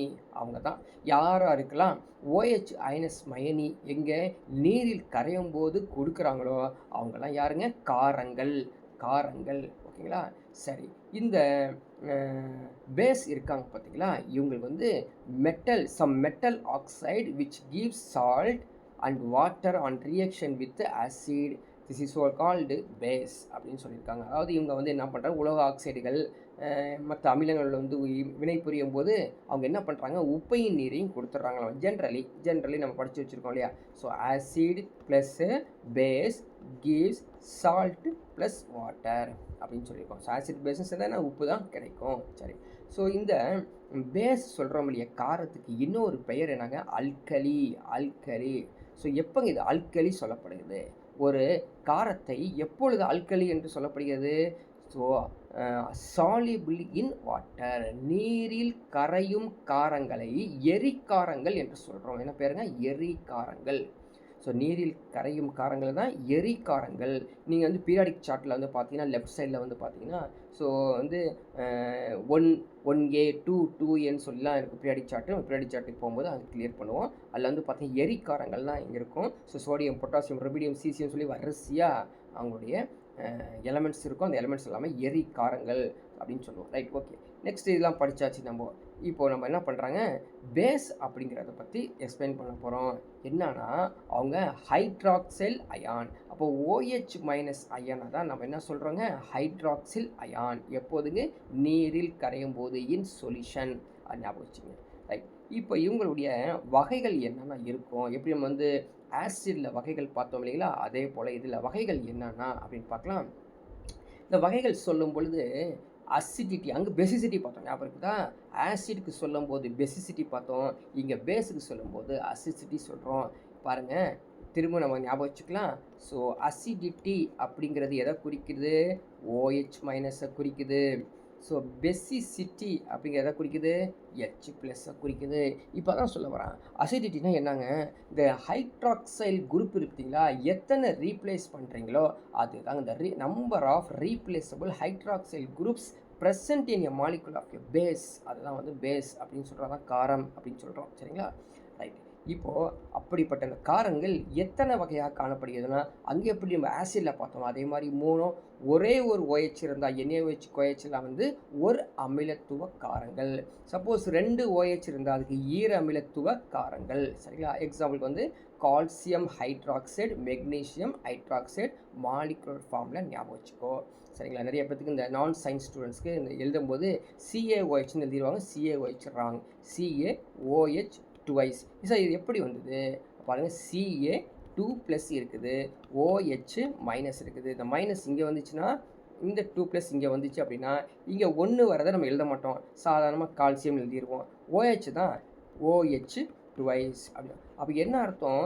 வேலன்சி, அது கூட வேலன்சி வந்து 2+ இருக்குது. அதான் கால்சியம் மெக்னீஷியம் எல்லாமே வந்து 2+ல இருப்பாங்க. சில பேர் மெக்னீஷியம் 3+ல இருப்பாங்க. Right, okay. Next tribasic. 3 அமிலத்துவம் காரணம் ஈஸியாக தெரியும். நிறைய எக்ஸாம்பிள் சொல்லிடலாம். Aluminium hydroxide, ferric hydroxide name ஞாபகம் வச்சுக்கோ. மாலிகுலர் ஃபார்ம்லாம் ஞாபகம் வச்சுக்கோ. அடுத்தது இந்த பேஸை வந்து செறிவின் அடிப்படையில் பார்க்கலாம். செறிவின் அடிப்படையில் நம்ம ஆல்ரெடி நம்ம அமிலத்துக்கு பார்த்தோம் இல்லைங்களா? அதே போல் தான் செறிவின் அடிப்படையில் போனோம்னா கான்சன்ட்ரேட்டட் அதிகமாக நீங்கள் வந்து பேஸை பயன்படுத்தி நீரில் கரைச்சிங்கன்னா லார்ஜ் அமௌண்ட் ஹை பர்சன்டேஜில் பண்ணிங்கன்னா அது செறிவு மிகு காரங்கள். அப்படியே opposite low percentage dilute alkali. சரிங்களா? பேஸ்டு ஆன் தி அயனைசேஷன்ஸ், அதாவது திரும்பவும் அயனி உரும் அடிப்படைகள். அதாவது ஆசிடில் எப்படி அயனைசேஷன் சொன்னோமோ அதே மாதிரி பேஸுக்கு அயனைசேஷன். என்ன சொல்கிறாங்க? கம்ப்ளீட்டாகவும் பண்ணுவாங்க, பார்ஷியலாகவும் பண்ணுவாங்க. அப்போது யாரெல்லாம் கம்ப்ளீட்டாக அயனைஸ் பண்ணுறாங்கன்னு வச்சுங்க, அவங்க தான் ஸ்ட்ராங் பேஸ். அவங்க தான் ஸ்ட்ராங் பேஸுங்க. புரியுதுங்களா? சப்போஸ் அவங்க பகுதி அளவே பண்ணாங்க அப்படின்னா அவங்களாம் வீக் பேஸ், வலிமை குறைந்த காரங்கள். So ammonium hydroxide, calcium hydroxide. So இதெல்லாம் நீங்கள் ஞாபகம் வச்சுக்கணும். பாருங்கள், இந்த மாலிகுலர் ஃபார்மில் நம்ம டைப்பிங்கில் இப்படி எழுதியிருக்காங்க. ஆனால் ஆக்சுவலி வந்து NH4OH இப்படி தான் எழுதணும். அதுதான் வந்து கெமிஸ்ட்ரி. ஓகேங்களா? ஸோ நெக்ஸ்ட்டு வந்து பார்க்க போகிறது பார்த்தீங்கன்னா இது வெரி வெரி இம்பார்ட்டண்ட். எக்ஸாம்பிள் கேட்ட கொஷின்ஸ் மனப்பாடம் பண்ணி தட்டி வச்சுக்கணும். எல்லாத்தையும் மனப்பாடம் பண்ணி தான் சோடியம் ஹைட்ராக்சைடு NaOH எல்லாத்துக்கும் தெரியும். பட் காஸ்டிக் சோடா எரி சோடா என்று பெயர். புரியுதுங்களா? Potassium hydroxide KOH caustic potash எரி பொட்டாஷ் என்று பெயர். சரிங்களா? கால்சியம் ஹைட்ராக்சைடு ஸ்லாக்டு லைம் அது நீற்று சுண்ணாம்பு கால்சியம் ஹைட்ராக்சைடு. கால்சியம் ஆக்சைடு அப்படிங்கிறது குயிக் லைம் அப்படின்னு சொல்கிறோம், சுட்ட சுண்ணாம்பு அப்படின்னு சொல்கிறோம். அயான் 3 ஆக்சைடுங்கிறது ferric oxide, FeOH3, magnesium hydroxides. இதை படித்து வச்சுக்கோ. மில்க் ஆஃப் மேக்னீசியா, அதாவது மெக்னீசியாவின் பால்மம் என்று அழைக்கப்படுவது எது? Magnesium hydroxide. இதுக்கான மாலிகுலர் ஃபார்முலா MgOH2. அப்போ MgOH2 இப்படி கனெக்ட் பண்ணி கேட்டாங்க அப்படின்னா நீங்கள் வந்து திணறிடுவ, படித்து வச்சுக்கோ. ஆனால் சொல்லிட்டு இன்னொன்று சொல்கிறேன் பாருங்கள், எல்லாம் கரையுதாமா. இவங்கெல்லாம் வந்து நீரில் கரைய மாட்டாங்களாம். யார்? கால்சியம் ஆக்சைடு சொல்கிறோம் இல்லையா, அவங்க. இரும்பு 3 ஆக்சைடு ஃபெரிக் ஆக்சைடு கரைவதில்லை. சரிங்களா? அதே மாதிரி மெக்னீசியம் பால்மமும் கரைவதில்லை நீரில். அது தெரிஞ்சுக்கணும். சரி, இந்த பேசஸ் உடைய பண்புகள் என்ன அப்படின்னு பார்க்கலாம். பண்புகள் ஈஸி. பிட்டர் டேஸ்ட், கசப்பாக இருக்கும், அதாவது வாயில் போடவே முடியாது. சோப்பு ஏதாவது வாயில் போட முடியுமா? தெரியாது. தரமாக நம்ம புளி எடுத்து வாயில் சப்பிட்டே கிடப்போம். ஆனால் இது சோப்பு எடுத்து போட முடியாது. அதே மாதிரி ஆசிட் சீக்கிரமாக கையில் பட்டால் வாஷ் ஆகிரும் தண்ணியில். ஆனால் பேஸ் இருக்கு இல்லையா, அது தண்ணியில் பட்டால் சீக்கிரமாக வாஷ் ஆகுது. ரொம்ப நேரம் நீங்கள் வாஷ் பண்ணிருக்கணும். எக்ஸாம்பிளுக்கு சொல்லப்போனால் இந்த ஷாம்பு யூஸ் பண்ணுறீங்களா, ஷாம்பு அது மாதிரி நீங்கள் பார்க்கலாம். அடுத்த ஒரு எக்ஸாம்பிள் பார்த்தீங்கன்னா, நம்ம வந்து பாத்திரம் கழுவும் போது பார்த்திங்கன்னா நம்ம யூஸ் பண்ணக்கூடிய பொருட்கள்லாம் இருக்குது பார்த்திங்களா, அந்த கெமிக்கல்ஸ் போட்டு தான் நம்ம வந்து தேய்ப்போம். அது ஃபுல் அண்ட் ஃபுல்லு பேஸ் தாங்க. அதனால தான் நம்ம வந்து வளன்னு இருக்கும், கழுவிட்டே இருக்கலாம். சரிங்களா? சரி, அடுத்தது பார்க்கலாம். ஸ்ட்ராங் பேஸ் எப்படிங்க? ஹைலி கரோசி, கண்டிப்பாக அரிக்கக்கூடிய தன்மை உடையது. இவங்களும் they are good conductors in electricity, மின் கடத்தியாகவும் பயன்படுது. பாருங்கள், பேசிக்கலி இது சொல்யூஷன்ஸில் பேசிக் சொல்யூஷன் எப்படி சோப்பி டு டச், வளவளப்பாகவே காணப்படும். சீக்கிரமாக நம்ம வந்து வாஷ் பண்ணால் போகாது. ஓகேங்களா? ஸோ இப்போது ஆசிடை ஞாபகம் வச்சுக்கோங்க. பேஸ் எப்படி இருக்காங்க? Red litmus to blue. புரியுதுங்களா? பாருங்கள், ரெட்டு டு ப்ளூவாக இருந்தால் அவங்க பேஸ், ப்ளூ டு ரெட்டாக இருந்தால் ஆசிட். இதை நீங்கள் இப்படி தான் கம்பேரிட்டிவாக படிச்சுக்கணும். கொஷின்ஸ் கேட்டு வைப்பாங்க. இப்போலாம் கண்டபடி எங்கெங்கேருந்தோ எப்படியோ மாற்றி கேட்டுருக்காங்க. ஸோ நீங்கள் வந்து நம்பர் ஆஃப் டைம்ஸும் படிக்கணும், ப்ரீவியஸ் இயர் கொஷின்ஸும் நீங்கள் படிச்சுக்கணும். ரைட்டு. ஸோ பேஸ் இருக்குது பார்த்தீங்களா, bases are compounds that contain hydroxyl group. அது தெரியும், ரைட், ஒன்றும் பிரச்சனை இல்லை. இப்போ அவங்க என்ன பண்ணுறாங்க, பேஸு மெட்டலில் வந்து ரியாக்ட் பண்ணுறாங்களாமா. மெட்டல் ரியாக்ட் பண்ணால் ஹைட்ரஜனை கொடுக்குறாங்க. எப்படி ஆசிடு மெட்டலை ரியாக்ட் பண்ணால் ஹைட்ரஜன் கொடுக்குறாங்களோ அதே போல் தான் இவங்களுக்கு கொடுக்குறாங்க. So base react with non metallic oxides produce salt and water அப்படிங்களா. இப்போ கால்சியம் ஹைட்ராக்சைடு வந்து so carbon dioxide react ஆகுதுன்னு வச்சுக்க. நான் மெட்டாலிக் ஆக்சைடு கார்பன் டை ஆக்சைடுனா கால்சியம் கார்பனேட் ப்ளஸ் வாட்டர் கொடுக்குறாங்க. அதே மாதிரி base react with acid salt and water. இதை வந்து நம்ம சொல்லவே தேவையில்லை, ஆல்ரெடி நம்ம படித்தது தான். சரி, the above reactions between base and acid is neutralization. அது நியூட்ரலைசேஷன் ஆசிட் பேஸ்ன்னு படித்தோம், இப்போ பேஸ் ஆசிட்னு படிக்கிறோம், அவ்வளோதான். சரி, on heating with ammonium salt base gives ammonia gas. இப்போ எனக்கு அமோனியா கேஸ் வேணும் அப்படின்னா ஏதாவது ஒரு அமோனியா உப்பு எடுத்து அதில் வந்து காரத்தை சேர்த்து நம்ம கலக்கிட்டோன்னு வச்சுக்கோங்க, அமோனியா கேஸ் வந்து வந்துடும். சரிங்களா, ரைட். அடுத்தது சப்ஸ்டன்ஸ் சச்சஸ் பேக்கிங் சோடா.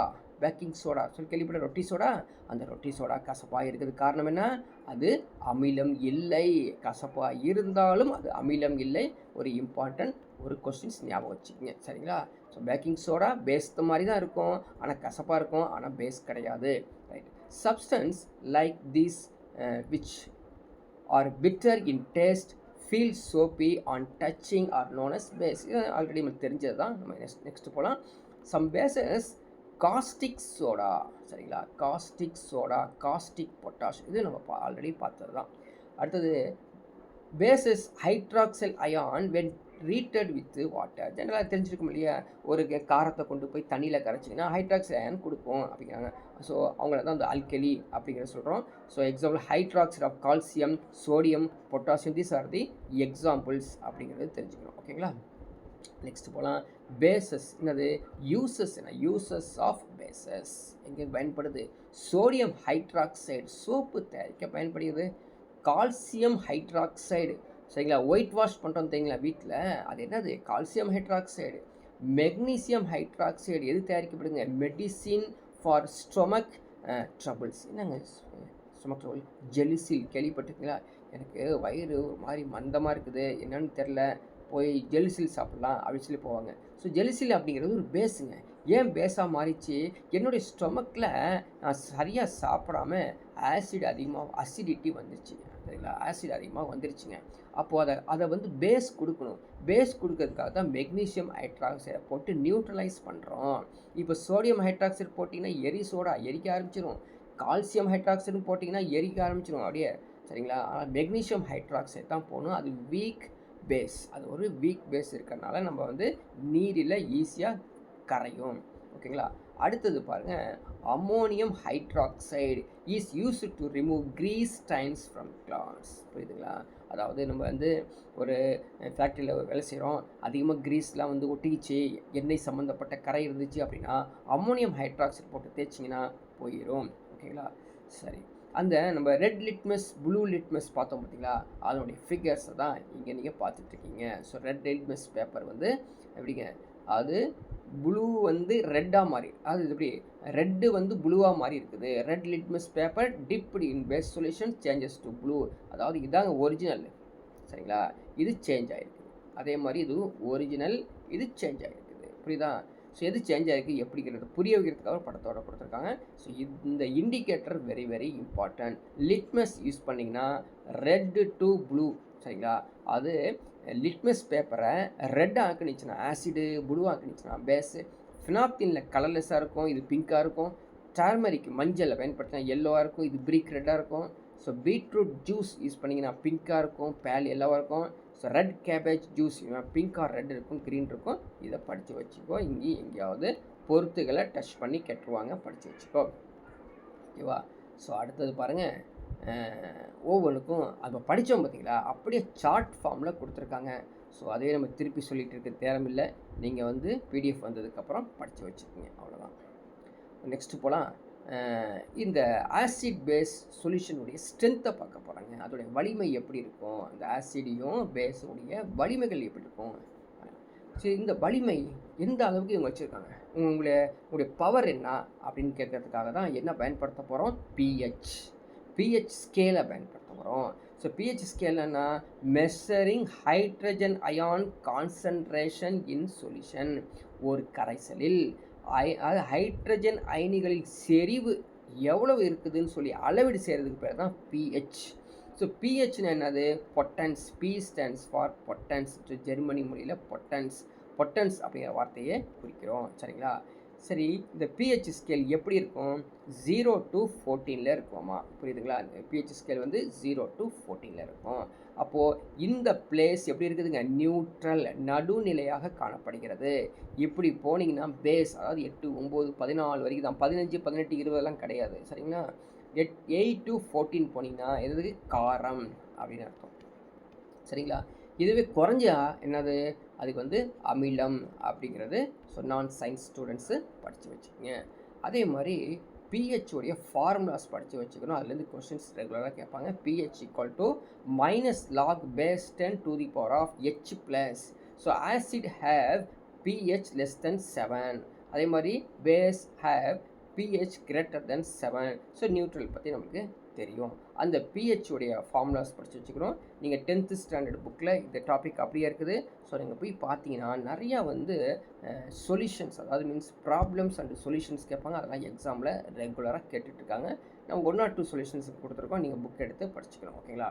என்ன கொஷின்ஸ் கொடுத்துருக்கோம் பாருங்க. Suppose H plus ion concentrated under normal condition of an acidic solutions 10 to the power of -3 pH. So pH உடைய ஃபார்முலா தெரியும் இல்லையா? pH ஃபார்முலானா pH equal to -log H plus. pH equal to -log H to the power of என்னதுங்க? -3. ஓகேங்களா? So பாருங்கள், இந்த -3 என்ன பண்ணுது? இந்த இடத்துல வந்துடும். புரியுதுங்களா? ஸோ வந்துச்சுன்னா ப்ளஸ்ஸாக மாறிடும். log 10 to the power of 10. Generally log 10 என்ன அர்த்தம்? log 10 to the power of 10 1ன்னு அர்த்தம். அதுதான் ஆன்சர் வந்து pH வந்து 3. ஸோ pH 3னா என்ன மீனிங்க? ஆசிட். pH 3னா ஆசிட் அப்படின்னு அர்த்தம். இப்போ சப்போஸ் pH அதிகமாக போயிடுச்சு அப்படின்னா அது பேஸுக்கு போயிடும். இந்த pH சாதாரண விஷயம் கிடையாதுங்க. சாதாரண விஷயமே கிடையாது pH. நம்ம உடம்புல அடிக்கடி இந்த pHஐ பயன்படுத்திக்கிட்டே வரும். Very very very very sensitive for plants and animals அப்படிங்கிறத மறந்துடக்கூடாது. ஸோ 7 to 8 என்னதுங்க? 7 to 8 நம்முடைய பாடி இருக்குது பார்த்திங்களா, உடல். அது வந்து 7.0 7.8 வரைக்கும் pHஐ மெயின்டைன் பண்ணிக்கிட்டே இருக்கணுமா. இப்படி இருந்தால் தான் நம்ம வந்து சிறப்பாக இருப்போம். இல்லாட்டி நோய் அஃபெக்ட் ஆகிருங்க. ஏதாவது வெளியிலேருந்து நம்மளுக்கு வந்து நோய் வந்து அஃபெக்ட் ஆகிரும்.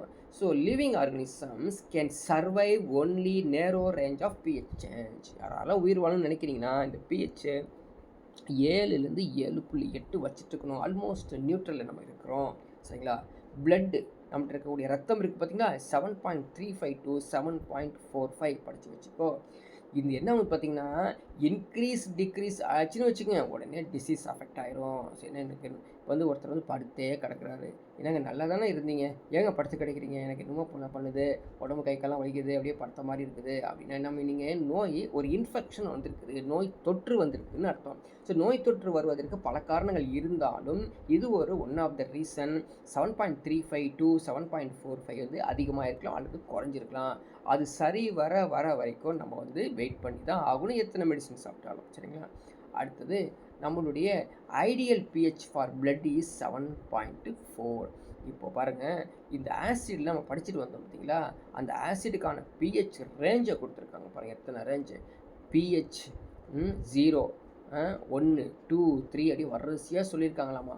சரிங்களா? So battery acid, sulphuric acid, lemon juice, vinegar, orange juice இவங்கெல்லாம் வந்து அதோடைய pH range. Banana pH 5. So clean rain, அதே மாதிரி ஹெல்த்தி லேக்கு, மில்கில் வந்து pH 6 இருக்குது, pure water pH 7, sea water pH 8, baking soda, சரிங்களா, மில்க் ஆஃப் பெக்ஸா, அமோனியா இப்படியே இன்க்ரீஸ் ஆகிட்டே போயிட்டுருக்குது. இதையும் நீங்கள் வந்து கண்டிப்பாக படித்து வச்சுக்கோங்க. ஸோ பிடிஎஃப் டவுன்லோட் பண்ணிவிட்டு கண்டிப்பாக படித்து வச்சுக்கணும். அப்புறம் ஸ்டொமக் போகலாம். நம்ம உடம்பு ஸ்டொமக்கில் வந்து பார்த்திங்கன்னா அங்கே ஹைட்ரோக்ளோரிக் ஆசிட் இருக்குது. அதோடய pH தெரியுமா? 1 to 2 தான், 1லேருந்து 2 தான் அந்த pH இருக்கும். நீங்கள் சாப்பிட்ட சாப்பாடை செரிமானம் பண்ணக்கூடிய முக்கியமான அந்த pH உடைய அது குறைந்த pH கொண்ட அந்த ஸ்டொமக்கில் இருக்கக்கூடிய ஹைட்ரோக்ளோரிக் ஆசிட் தான். சரிங்களா? So during indigestion stomach produce too much acid and this cause pain and irritation. புரியுதுங்களா? சிலருக்கு வயிற்றெரிச்சலாக இருக்கும், வயிறுலாம் எரியுது, என்னமோ பண்ணுது அப்படின்னு சொல்லுவாங்க. ஆனால் சொல்லி சாப்பிட்ருக்க மாட்டாங்க. அந்த ஆசிட் சுரந்து அப்படியே விட்டுருவாங்க. ஈவன் தண்ணி கூட குடிக்க மாட்டாங்கன்னு வச்சுங்களேன். அப்படி இருந்தால் அவங்களுக்கு அல்சர் வருவதற்கு காரணம் ஒன் ஆஃப் த ரீசன். சரிங்களா? அந்த பிஹெச் லெவல் ஆஃப் தி ஸ்டொமக்கை தான் நீங்கள் ஒரு ஃபிகர்ஸ் பார்க்குறீங்க. So stomach is resting pH level is 4 or 5. புரியுதுங்களா? புரியுதுங்க? இந்த பாயிண்ட் முக்கியமான பார்த்துக்கோங்க. ஸோ நான் ஒயிட்டில் தான் கொடுக்கணும், அப்போ தான் வந்து அது கிளியராக தெரியும். So stomach resting pH level is about 4 or 5. மற்றும் high protein meal stomach pH level 1 to 2 கொடுத்துருக்காமா. ஸோ இதெல்லாம் வெரி வெரி வெரி இம்பார்ட்டன்ட். யாருங்க ஜென்ரலாக எக்ஸாமுக்கு மட்டும் இல்லை, நம்ம உடம்புக்கும் ஒரு முக்கியமானது அப்படின்னு தெரிஞ்சுக்கோங்க. So acids in our digestion system is very very important. இவன் என்ன பண்ணுறாங்க பாருங்கள், பிஹெச் 2 தாங்க. 2 பிஹெச் அப்படிங்கிறது எவ்வளோ ஆசிட் தெரியுமா? நீங்கள் போட்ட சாப்பாடு உடனே வந்து அந்த திரவம் மாதிரி இருக்கும். போட்ட உடனே அது கம்ப்ளீட்டாக டீகே பண்ணிடுறோம் பயங்கரமாக. சரிங்களா? இப்போ வந்து நம்மளுடைய சலைவாக்கு வரலாம். உமிழ்நீர் எடுத்துக்கிட்டிங்கன்னா 6.5 to 7.5, 6.5 to 7.5 இருக்காங்க. ஸோ அது பிஹெச். சரிங்களா? பிஹெச் ஞாபகம் வச்சுக்கணும் கேட்பாங்க. இதனால் என்னங்க, pH changes the cause of tooth decay. இந்த பிஹெச் மாறிடுச்சு அப்படின்னா பல்லுலாம் என்னங்க அப்படியே வந்து கீழே விழுந்துடும். So white enamel coating our teeth, calcium phosphate the hardest substance in our body. So calcium phosphate இருக்குது பார்த்தீங்களா, அதான் வந்து ஹார்டஸ்ட் சப்ஸ்டன்ஸ் இன் அவர் பாடி. அதான் எலும்புகளை தயாரிக்கக்கூடியது, எலும்புகள் வரக்கூடியது. சரி, மவுத்தில் உள்ள saliva falls 5.5, the enamel gets weathered. அப்போ மவுத்தில் என்னாச்சுங்க, மவுத்தில் இருக்கக்கூடிய சலைவா அதுவும் பிஹெச். அதனால தான் நான் வந்து நிறையா ஆர்டிக்கலில் நிறைய எக்ஸ்பர்ட்ஸ் என்ன சொல்கிறாங்க அப்படின்னா, நீரை வாயிலை வைத்து அதை வந்து நீங்கள் வந்து சுவையாக குடிங்க. தாகம் இருக்குன்னு சொல்லி வாயை திறந்து கடன்னு ஊற்றுனீங்கன்னா அத்தனை விஷமாக மாறிடும். ஏன்னா உள்ளே போகும்போது அது பிஹெச் 5.5 ரிலேட்டடாக இருக்கக்கூடிய பொருளை தான் உள்ளே இருக்கிற ஆர்கன்ஸ் இருக்குது பார்த்தீங்களா, அவங்க வந்து ஏற்றுக்குவாங்க. வாங்க அப்படி சொல்லி வாங்கி வச்சுக்குவாங்க. இதனால் புதுசாக இருக்குது, வித்தியாசமாக இருக்குது, பிஹெச் 7 ஒன்று வந்துட்டு இருக்குது வாட்டரில், யார் புதுசாக இருக்குன்னு சொல்லி வாங்காமல் அப்படியே வச்சுக்கிட்டு இருப்பாங்க.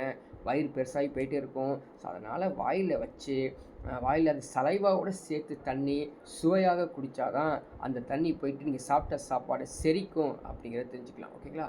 ரைட். அடுத்தது இந்த டூத் டீகே பற்றி தான் அந்த எக்ஸ்ப்ளனேஷன்ஸ் கொடுத்துருக்காங்க. அடுத்த சாயில் மண் வளம் இருக்குது பார்த்தீங்களா விவசாயத்திற்கு, அதுவும் பிஹெச் வெரி வெரி இம்பார்ட்டண்ட் அப்படிங்கிறாங்க. இப்போ citrus fruits requires the slightly ஆல்கைன் soil, while rice requires acidic soil, sugar cane requires neutral soil. அதான் ஞாபகம், இந்த 3 பாயிண்ட்டு இப்போதைக்கு ஞாபகம் வச்சுக்கோங்க. வேறு எங்கேயாவது எக்ஸ்ட்ரா பாயிண்ட் கிடைச்சாலும் படித்து வச்சுக்கலாம். அதாவது இது மாதிரி சிட்ரிக் அமிலம்னா என்ன பண்ணுங்க, சிட்ரஸ் ஃப்ரூட் இருக்கக்கூடிய என்னது, இந்த சாதாரணமாக இருக்கக்கூடிய லெமன் செடி, ஆரஞ்சு செடி இவங்களாம் வச்சுருக்காங்க பார்த்தீங்களா, அந்த செடிக்கெலாம் வந்து எப்படி மண் இருக்கணும், ஒரு கார மண்ணாக இருக்கணும். ஆனால் நீங்கள் வந்து அரிசிலாம் பேடிஸ்லாம் வச்சுருக்கீங்க, அந்த நெல் அமிலத்தன்மை கொண்ட மண்ணாக இருக்கணும். இதே மாதிரி இந்த சாதாரணமாக இருக்கக்கூடிய கரும்பு சாப்பிட்றோம் இல்லையா, அந்த கரும்புலாம் வந்து நியூட்ரலாக இருக்கணும் அப்படிங்கிறதான் தெரிஞ்சு வச்சுக்கோங்க.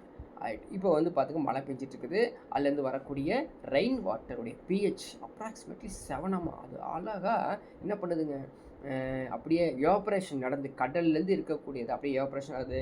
எல்லா பக்கம் நீர்நிலைகள் இருக்கக்கூடியதெல்லாம் இந்த எவாப்ரேஷன் ஆகி மேலே போயிட்டு திரும்ப நமக்கு கொடுக்குறது பிஹெச் 7 கொடுக்குதாமா. சரிங்களா? If the atmospheric air is polluted with oxides of gas of sulphur, nitrogen get dissolves in the rain water, makes is less than 7. நீங்கள் கொடுக்குற வேலை, இண்டஸ்ட்ரி கொடுக்கக்கூடிய வேலை, எல்லா இண்டஸ்ட்ரியிலேருந்து வரக்கூடிய இந்த சல்ஃபர், நைட்ரஜன் எல்லாம் வந்து போய் மேலே போய் அங்கே இருக்கக்கூடிய தண்ணி இருக்குது பார்த்திங்களா, அந்த அட்மாஸ்பியரில் இருக்கக்கூடிய அந்த வாட்டர், ரெயின் வாட்டரு அதில் போய் மிக்ஸ் ஆகி அப்படியே இருக்கும். மழை பெய்யும் போது கரைஞ்சி இந்த பிஹெச் 7 வந்துடும். இதை நம்ம என்ன சொல்கிறோம், ஆசிட் ரெயின் சொல்லுவோம். ஸோ ஆசிட் ரெயின் என்ன பண்ணுதுங்க, ஈவன் தாஜ்மஹாலையே அரிச்சிட்ருக்குது அப்படிங்கிற, அந்த பளிங்கு கல்லை வந்து அரிச்சிட்ருக்குது அப்படிங்கிறத நம்ம கேள்விப்பட்டிருக்கோம். சரிங்களா? சரி பாருங்கள், இப்போ இந்த பிஹெச் சம்மந்தப்பட்ட ஒரு அருமையான டேபிள் உங்களுக்கு கண்ணுக்கு தெரியும் பாருங்களேன், இதை நீங்கள் படிச்சுக்கணும். ஸோ நம்ம வந்து HCl பிளட்டு பிளாஸ்மாவில் இருக்கக்கூடிய HCl சரிங்களா, அது வந்து பிஹெச் வந்து 0. ஸ்டொமக்கில் வந்து pH 1, lemon juice pH 2, vinegar 3, orange 3.5, soda கிராப்ஸ்னு 4. இதே மாதிரி சோர் மில்க் அப்படியே பாருங்கள், எல்லாமே நீங்கள் வந்து படித்து வச்சுக்கணும். எக்ஸாம்பிள் எங்கேயாவது எப்படியாவது ஏதோ ஒரு வழியில் மாட்டிக்குவேன், சரியா? ஸோ எல்லாத்தையும் கம்ப்ளீட்டாக படித்து வச்சுக்கணும். ஒரு டேபிள் வரும், இந்த டேபிளை வந்து நீங்கள் கோத்ரூ பண்ணிக்கங்க, சரிங்களா? நெக்ஸ்ட்டு சால்ட்டுக்கு போய்க்கலாம் நம்ம, சரிங்களா? சால்ட், உப்புக்கல். இப்போ ஒன்றும் இல்லை, நம்ம ஆல்ரெடி பார்த்தது தான். என்ன பண்ணுறோம், ஆசிடையும் பேஸையும் ரியாக்ட் பண்ணோம்னா என்ன கிடைக்கும், சால்ட்டு ப்ளஸ் வாட்டர் கொடுக்கும், அவ்வளோதாங்க. அது இல்லாமல் இந்த சால்ட்டு எப்படிப்பட்டவங்க அப்படின்னா நியூட்ரலைசேஷன் ரியாக்ஷன், சரிங்களா, நடுநிலை ஆக்கும் வினையாக காணப்படுது. அப்படி இருக்கக்கூடிய இந்த உப்புக்கள் எத்தனை வகைகளாக காணப்படுகிறது? ஸோ டெய்லி நம்ம வந்து உப்பு இல்லாமல் சாப்பிட்றதே இல்லைல்ல, அதுதான் வந்து நார்மல் சால்ட், சாதாரண உப்பு. சோடியம் குளோரைடு, சோடியம் ஹைட்ராக்சைடையும் ஹைட்ரோக்ளோரிக் ஆசிட் மிக்ஸ் பண்ணி சோடியம் குளோரைட் ப்ளஸ் வாட்டர் கிடச்சிருது, சரிங்களா? இப்போ இந்த sodium hydroxide base sulphuric acid ரெண்டுமே வந்து ரியாக்ட் ஆகி sodium hyposulphate, sodium hydrogen sulphate plus water அப்படிங்கிறது கொடுத்துறாங்க. ஸோ அடுத்தது இந்த சால்ட்லேயே பாருங்கள் கார உப்புகள்னு காணப்படுதாமா. கார உப்புகள் யாருங்க கார உப்புகள் அப்படின்னு போய் பார்த்தோம்னா partially replacement of hydroxide ion of a diacidic triacidic base with an radical acid radical, சரிங்களா? ஆசிட் ரேடிக்கல் மிக குறைந்த அளவு அப்படின்னு அர்த்தம் ரேடிக்கல் அப்படிங்கிறது.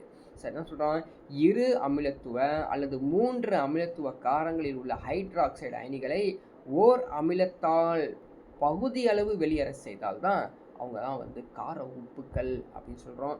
பாருங்கள், ஏதாவது லெட் ஹைட்ராக்சைடு, ஹைட்ரோக்ளோரிக் ஆசிட், சரிங்களா, PbOHClH2O, இது ஒரு பேசிக் சால்ட்டு.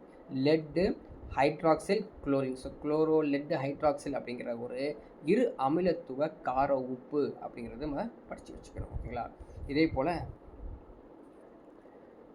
வந்து டபுள் சால்ட் அப்படிங்கிறது படித்து வச்சோம். இரட்டை உப்புக்கள் யாருங்க இரட்டை உப்புக்கள்? 2 உப்புக்கள் சேர்ந்தால் இரட்டை உப்புக்கள். அந்த 2 உப்புக்கு பேர் என்னங்க, அலும் படித்து வச்சுக்கோ. நேரம் இதெல்லாம் வந்து படிச்சுட்டு நேரம் இருக்கிறத விட இங்கே தான் சயின்ஸை பொறுத்த வரைக்கும் டச் பண்ண ஒரு பிளேஸு, இதை படிச்சுக்கோ. இதை கேட்பாங்க, பொட்டாஷ் அலும், சரிங்களா? பொட்டாஷ் அலும் அப்படிங்கிற படிச்சுக்கணும். So K potassium aluminium sulphate 12H2O, சரிங்களா? அது பொட்டாஷ் படிக்காரன் சொல்லல, potassium sulphate aluminium SO4 thrice. இதை வந்து மனப்பாடம் படிச்சுக்கோ, இரட்டை உப்புக்கள் அப்படிங்கிறத ஞாபகம் வச்சுக்கோ, சரிங்களா? ஸோ அடுத்தது வந்து பார்த்தீங்கன்னா இதெல்லாம் வந்து ஆல்ரெடி நம்ம படித்தது தான், அப்படியே கோத்ரூ பண்ணிக்கலாம். ஸோ இதை நீங்கள் படிச்சுக்கணும். அங்கே எப்படி ஆசிடில் பார்த்த மாதிரி இங்கேயும் வந்து பேஸில் இருக்குது, இந்த பகுதியை நீங்கள் வந்து படித்து வச்சுக்கணும். பாருங்கள், காமன் சால்ட் அப்படின்னு சோடியம் குளோரைட் எல்லாத்துக்கும் தெரியும். வாஷிங் சோடா, நம்ம வாஷிங் சோடான்னு சொல்லி சாப்பிட்றோம் பார்த்தீங்களா? சாப்பிட்றது இல்லை, வாஷ் பண்ணுறதுக்கு யூஸ் பண்ணுறோம்ல, அது யார்? Sodium carbonate 10H2O, sodium carbonate 10H2O. Baking soda, ரொட்டி சோடான்னு சொல்கிறோம் இல்லையா, சோடியம் பைகார்பனேட் NaHCO3. அதாவது காமன் நேமும் தெரிஞ்சுக்கணும், கெமிக்கல் நேமும் தெரிஞ்சுக்கணும், ஃபார்முலாவும் தெரிஞ்சுக்கணும். எங்கேயாவது ஒரு இடத்துல வந்து கண்டிப்பாக கேட்டுருவாங்க. Soda ash, anhydrous sodium carbonate, Na2CO3. Sal ammonium chloride NH4Cl. Bleaching powder உடனே படித்து வச்சுக்கோ. டெய்லி ப்ளீச்சிங் பவுடரை யூஸ் பண்ணுறோமே, அதோட மாலிகுல் ஃபார்முலா தெரியுமா? CaOCl2 படித்து வச்சுக்கோ, CaOCl2. Calcium oxy chloride. Limestone chalk பீஸ்லாம் யூஸ் பண்ணுறோம் இல்லையா, மார்பிள்ஸு, அது என்னது? Calcium carbonate. நைட்ரு பாருங்கள், நைட்ரு அப்படிங்கிறது potassium nitrate K13. Chile saltpetre அப்படின்னு படிச்சு, சில்லி சால்ட் பெட்டர்ங்கிறது சோடியம் நைட்ரேட் NaNO3. ஹைப்போ அப்படின்னாலே ஜென்ரலி இந்த சல்ஃபேட்டை வந்து குறிக்கக்கூடியது, சல்ஃபரை குறிக்கக்கூடியது ஹைப்போ, சரிங்களா? அது வந்து சோடியம் தயோசல்ஃபேட் Na2SO3. ஸ்மெல்டிங் சால்ட்னா ammonium carbonate NH4CO3. Epsom salt படித்து வச்சுக்க, பின்னாடி வரலாம். Very very very very important, example already கேட்டான், சரிங்களா? எப்சம் சால்ட் அப்படிங்கிறது magnesium sulphate 7H2O. So Epsom magnesium ஞாபகம் வச்சுக்கோ. பிளாஸ்டர் ஆஃப் பேரிஸ் என்னங்க? ஸோ வீட்டிலலாம் நம்ம என்ன பண்ணுறாங்க, ஒரு பட்டி பூசுகிறாங்க, வீடு கட்டினா பட்டி பூசுகிறாங்க சொல்கிறோம் பார்த்தீங்களா, அதான் plaster of Paris. So hydrated calcium sulphate CaSO4 of H2O. White vitriol, blue vitriol, green vitriol, இவங்களாம் யாருங்க? Hydrated zinc sulphate. அது ஒயிட்னா ஜிங்க்கு, ப்ளூனா காப்பரு, க்ரீனா ஃபெர்ரஸு. ஞாபகம் வச்சுக்கிட்டு மனப்பாடம் பண்ணி ஆகணும் நைட்டே. இன்றைக்கி நைட்டு நீங்கள் பார்த்தீங்கன்னா இன்றைக்கி நைட்டே உட்காந்து இது மனப்பாடம் பண்ணிடணும், இல்லைன்னா ஒரு பெரிய ஒரு கடன்காரனாக ஆயிடுவீங்க. இத்தனை படிக்கணுமே அப்படின்னு ஒரு கடனாயிரும். நைட்டோட நைட்டாக இது முடிச்சுட்டு தூங்கிடணும். ஓகேங்களா? சரி, இப்போது இதோட யூசஸ் வந்து பார்க்க போகிறோம். இந்த யூசஸ் என்னென்னா, calcium phosphate, calcium lactate, ferrous sulphate, sodium chloride எதுக்குங்க? சாதாரண ஹியூமன் பாடிக்கு தேவைப்படுது. சரிங்களா? டொமஸ்டிக் பர்பஸ்னால் என்னது? Industrial purpose, domestic purpose. Sodium chloride, sodium bicarbonate, hydrated potassium, aluminium sulphate எதுக்கு பயன்படுத்துகிறாங்க? எல்லாம் cleaning, preservative, baking, effervescent drinks, purification of waters எல்லாத்துலேயும் நம்ம பயன்படுத்துகிறாங்க அப்படின்னு தெரிஞ்சுக்கலாம். ஸோ இது ஆல்ரெடி நம்ம படித்தாச்சு. Sodium carbonate, copper sulphate, potassium. So இந்த காப்பர் சல்ஃபேட்டை நீங்கள் வந்து கேள்விப்பட்டிருக்கலாம் சில பேர். என்ன அப்படின்னு பார்த்தீங்கன்னா, இந்த வேர் ஹவுஸ்லாம் இருக்குது பார்த்தீங்களா, இந்த நெல் சேமித்து வைக்கிறது, கோதுமை சேமித்து வைக்கக்கூடிய கிடங்கு இல்லை கிடங்கு, அந்த இடத்துல வந்து பார்த்தீங்கன்னா அந்த மூட்டைகள்லாம் இருக்கக்கூடிய பிளேஸில் கார்னரில் வந்து பார்த்தீங்கன்னா பச்சையாக வச்சுருப்பாங்க. அது என்னது? Copper sulphate. எதுக்காக வச்சுருக்காங்க? எலியோ வேறு ஏதாவது வண்டுகளோ எதுவுமே தீண்டாமல் இருக்கும். அது பார்த்த உடனே அது ஓடிடும். அந்த ஸ்மெல்லுக்கு பார்த்தா அது கொஞ்சம் தின்ன உடனே ஓடிடும், இங்கே இருக்கக்கூடாது அப்படின்னு. சரி, ரைட். இப்போ வந்து உடம்புக்கு போகலாங்க. உடம்புல பாருங்கள், கால்சியம் சல்ஃபேட் இருக்கணும், கால்சியம் லாக்டேட் இருக்கணும், ஃபெரஸ் சல்ஃபேட் இருக்கணும், சோடியம் குளோரைடு. எதுக்கு? நான் ஆக்டிவாக இருக்கணும். உடம்பு எழுந்துச்சி காலை எழுந்திரிச்சு நடக்கணும், போகணும், வரணும், ஃபாஸ்ட்டாக வேலை செய்யணும் அப்படின்னா இந்த உப்புக்கள் தேவை. Calcium phosphate, calcium lactate, ferrous sulphate, sodium chloride தேவை. சரி, உணவு கெடாமல் இருக்கணும்னு வச்சுக்கோங்க, அது ப்ரிசர்வேட்டிவ். அதுக்கு வந்து சோடியம் குளோரைடும் பயன்படுத்துகிறாங்க, சோடியம் பைகார்பனேட்டும் பயன்படுத்துகிறாங்க. சோடியம் குளோரைடு எங்கே சார் பயன்படுத்துகிறாங்க? பாருங்கள், கருவாடு இந்த மீன் கருவாடுகள் எல்லாம் போடுறாங்க, உப்பு தான் போட்டு பதப்படுத்துகிறாங்க. நீட்டேற்றப்பட்ட பொட்டாசியம், அலுமினியம் சல்ஃபேட் எதுக்கு? தண்ணீரை தூய்மைப்படுத்துவதற்கு பயன்படுது. ஸோ தொழிற்சாலையில் வந்து காப்பர் சல்ஃபேட் எல்லாத்தையும் நம்ம வந்து பயன்படுத்துவோம் அப்படின்னு சொல்லியாச்சு. நெக்ஸ்ட் போகலாம். யூசஸ் ஆஃப் சால்ட் அப்படி ஈஸியாக வந்து சொல்லிட்டு போயிட்டே இருக்கலாம், இல்லை தெரிஞ்சது தாங்க. ஸோ சோடியம் குளோரைடு சாதாரண உப்பு, நம்ம எதுக்கு டெய்லி சாப்பாடு ப்ரிசர்வேட்டிவ் எல்லாத்தையும் பயன்படுத்துகிறோம். வாஷிங் சோடா, Na2CO3 சலவை சோடா எதுக்கு பயன்படுது? Softening water, cleaning agent, domestic purpose எல்லாம் படித்தது தாங்க, அதனால் ஃபாஸ்ட்டாக போய்க்கலாம். பேக்கிங் சோடா, சமையல் சோடா அப்படி சொல்ல, ரொட்டி சோடா, சமையல் சோடா என்னது? பேக்கிங், அது இந்த ரொட்டி தயாரிப்பதற்கு பயன்படக்கூடியது. ஸோ இதை போட்டோம்னா என்ன வரும் அப்படின்னா, சாஃப்டாயிரும், ஸ்பாஞ்சி ஆயிரும். பிகாஸ் என்னது? அங்கே வந்து நொதிகள் அதிகமாக உருவாக்கி சாஃப்டாயிரும். It is an ingredient in anti ஆசிடாகவும் பயன்படுதாமா. ஸோ பீயிங் அல்கலைன் ஆகுது, நியூட்ரலைஸ் பண்ணுது அப்படின்னு சொல்லலாம். So bleaching water, so bleaching powder சொல்கிறோம்லே, சலவை தோல், CaOCl எதுக்கு பயன்படுத்துங்க? க்ளீன் பண்ணுறதுக்கு. ஏதாவது மைக்ரோ ஆர்கானிசம்ஸ் இருந்தால் அதை வந்து பாக்டீரியாக்களை அழிப்பதற்கு பயன்படுகிறது. ப்ளீச்சிங் காட்டன், லினன், டெக்ஸ்டைல் இண்டஸ்ட்ரியிலலாம் நிறையா வந்து இந்த ப்ளீச்சிங் வாட்டரை பயன்படுத்துகிறாங்க. ஸோ பிளாஸ்டர் ஆஃப் பாரிஸ் படிச்சுட்டுங்க, பாரிஸ் சாந்து, எலும்பு முறிவு, அந்த மாவு கட்டுலாம் கேள்விப்பட்டிருக்கீங்களா, அந்த மாவு கட்டுக்கு பயன்படுத்தக்கூடியது இது. Salt are used for fields like எதுக்கு? Domestic, agriculture, medicine, photography industry எல்லா லெவல்லையும் இந்த உப்புகள் பயன்படுத்தப்படுகிறது. ஸோ டொமஸ்டிக்கில் எங்கே பயன்படுத்துகிறாங்க அப்படின்னு பாருங்கள், ஆல்ரெடி படித்தாச்சு. Sodium chloride, baking soda, washing soda எல்லாமே நம்ம ஆல்ரெடி படித்தனால ஃபாஸ்ட்டாக போகலாம். ஸோ ப்ளீச்சிங் பவுடர் படித்தாச்சு. கால்சியம் கார்பனேட் வந்து என்னங்க? சாக் பீஸாக பயன்படுது. ஸோ இது எல்லாமே ரிப்பீட்டடு சொல்லிகிட்டே இருக்கோம். பொட்டாஷ் அலும் அதுவும் பார்த்துட்டோம். ஸோ பொட்டாஷ் அலும் எதுக்கு? Rapid settling of suspended impurities in water. இந்த மாசுகளை விரைவாக வீழ்படிவு செய்வதற்கு பயன்படுத்தக்கூடியது பொட்டாஷ் அலும். பார்த்து வந்தோம் இல்லையா, ஒரு டபுள் சால்ட். அதான் சோடியம் பென்சோயேட் ஆல்ரெடி பார்த்தாச்சு, நம்ம ஃபுட் ப்ரிசர்வேட்டிவ் பயன்படுத்துகிறாங்க. Silver nitrate used as a hair dyes. Silver nitrate is used as a hair dyes. ஞாபகம் வச்சுக்கிங்களா? ஸோ நம்ம வந்து என்ன பண்ணுறாங்க, கருப்பாக முடி வேணும் அப்படின்னா அந்த சில்வர் நைட்ரேட் தான் தடவிட்டுருக்கோம் அப்படிங்கிற மறந்துடாங்க, ஒரு கெமிக்கலை.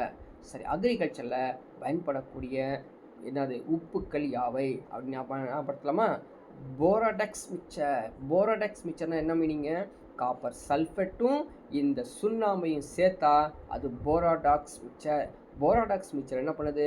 இன்செக்டிசைடாக பயன்படுது, பூச்சிக்கொல்லியாக பயன்படுகிறது.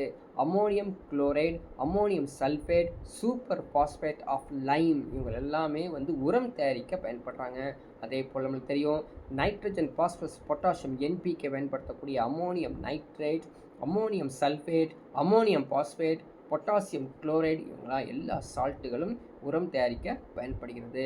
அதே மாதிரி காப்பர் சல்ஃபேட்டை பற்றி உங்களுக்கு தெரியும், ஆல்ரெடி படிச்சுட்டு வந்துட்டோம். ஃபங்கிசைட்ஸ் பூச்சிக்கொல்லியாக பயன்படுகிறது.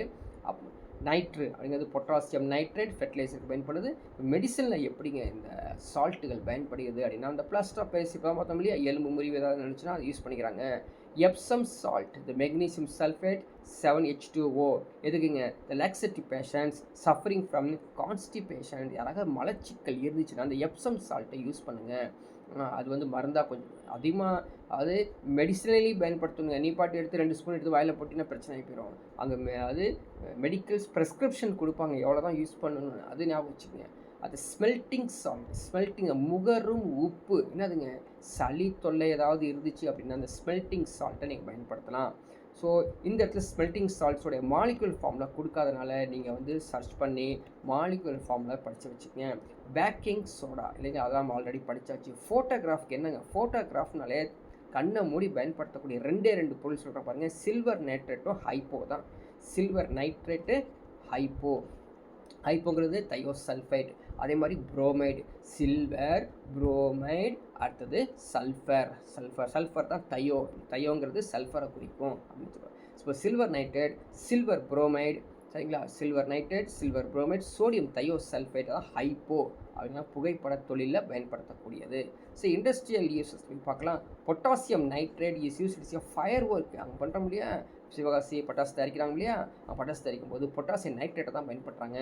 Sodium nitrates gunpowder and fireworks துப்பாக்கி தூள் மற்றும் பட்டாசுகள் தயாரிக்க சோடியம் நைட்ரேட் பயன்படுத்துகிறாங்க.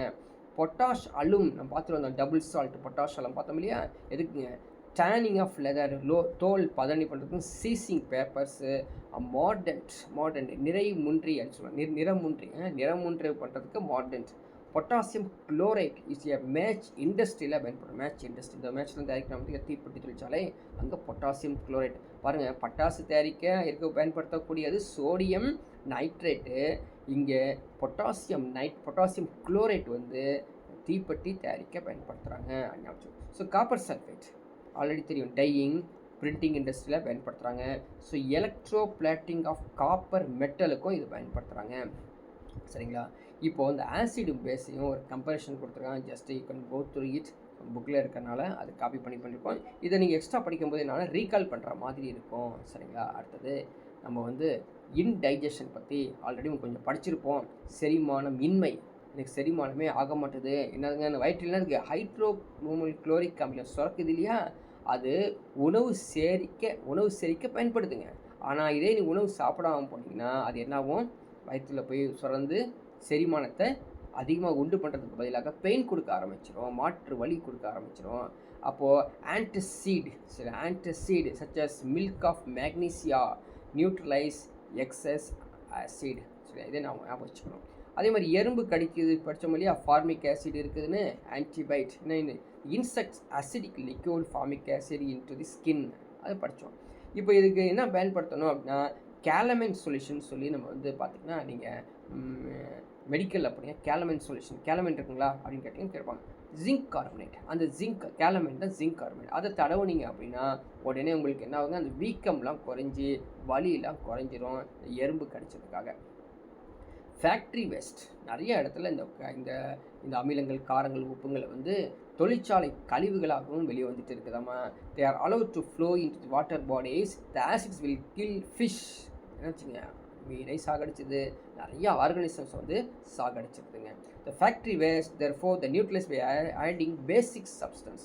அதாவது நீங்கள் கார வகைகள் போட்டு கொஞ்சம் வந்து நியூட்ரலைஸ் பண்ணி நீங்கள் வந்து ஆற்றுலையோ குளத்துலையோ விட்டுக்கலாம் அப்படின்னு சொல்கிறாங்க.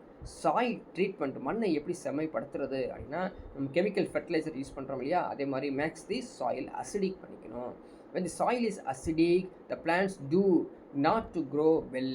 சரிங்களா, plants do not to grow well. அந்த மண்ணில் செடி வளராதுங்க. எது ஆசிட் வந்து அசிடிக் சாயிலாக இருந்தால் கொஞ்சம், அப்போ தான் இந்த யூரியாவை உள்ளே கொண்டு போய் கொஞ்சம் ஒரு ஸ்பூன் போட்டிங்க அப்படி கலக்குனிங்கன்னா நல்லா வந்து வளரும் அப்படின்னு கேள்விப்பட்டிருக்கோம். அதான் அந்த treated with base. The soil is basic. The organic matter release acid which neutralize the basic nature of soil. அப்போ வந்து பேஸாக மாறிச்சா என்ன, அவங்க ஆர்கானிக் மேட்டர்லாம் அவங்க என்ன பண்ணுவாங்க, ஆசிட்லாம் ரிமூவ் பண்ணி விட்டு அவங்க வந்து தேவையான அளவுக்கு யாருக்கு கொடுக்குறாங்க, அந்த செடிக்கு கொடுக்குறாங்க. ஸோ நம்ம வந்து கடைசியாக எண்ட் ஸ்டேஜில் வந்திருக்கோம். ப்ரீவியஸ் இயர் கொஸ்டின்ஸ், ஓகேங்களா, ப்ரீவியஸ் இயர் கொஸ்டின்ஸ். ஸோ ஃபினாப்தலீன் பார்த்துக்கோ, எல்லாம் வந்து எக்ஸாம்ஸில் ஆல்ரெடி கேட்டிருக்கு. ஃபினாப்தலீன் ஸோ அசிடிக் மீடியம் என்ன கொடுக்குதுங்க, கலர்லெஸ் கொடுக்குது, கரெக்ட் தானே. ஃபினாப்திலின் பேசிக் மீடியம் என்னங்க எல்லோ கொடுக்குது, கரெக்ட் தான். Methyl orange pink or red acidic medium கொடுக்குது, சரிதான். Methyl orange basic medium colourless, இதுதான் தவறு மாதிரி தெரியுது. இப்போ என்ன கொடுத்துருக்கான், A and C are correct. ஏவும் கரெக்டாமா, சிவும் கரெக்டாமா. இது ஃபினாப்தலின் பேசிக் மீடியத்தில் என்ன கொடுக்குங்க, ரெட்டு தானே கொடுக்கும், ரெட்டு அல்லது பிங்க்கு கொடுக்கும் அப்படிங்கிறதான். மெத்தில் ஆரஞ்சு பேசிக் மீடியம் கலர்ஸில் என்ன கொடுக்கும், பேசிக் எல்லோ கொடுக்கும். ஸோ அதனால தான் அது தவறாக மாறி இருக்கிறது. நெக்ஸ்ட் கேள்வி பார்க்கலாம். Aluminium react with sodium hydroxide to give என்னதுங்க, டு கிவ் என்ன கொடுக்குது,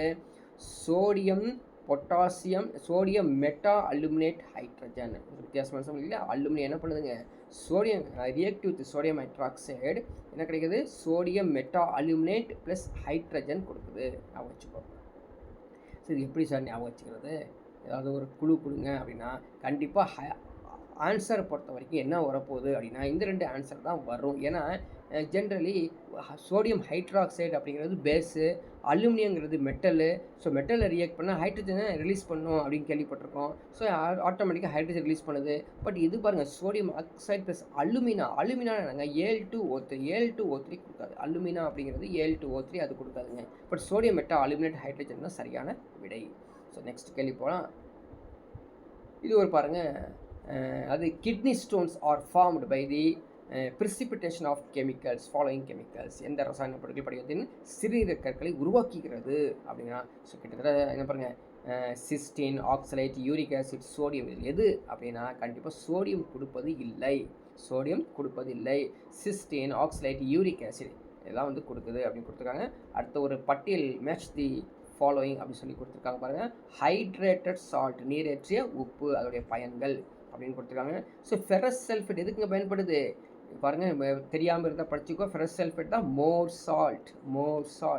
மோர் சால்ட்னா என்னங்க, FeSO4 7H2O, அதை படித்து வச்சுக்கணும். ஓகேவா. அடுத்தது சோடியம் கார்பனேட் 10H2O அப்படிங்கிறது எதுக்கு பயன்படுதுன்னா மேனுஃபேக்சர் ஆஃப் கிளாஸ் தயாரிக்க பயன்படுத்தாமா. காப்பர் சல்ஃபேட் எதுக்கு பயன்படுது, ஃபங்கிசைடு. ஓகேவா.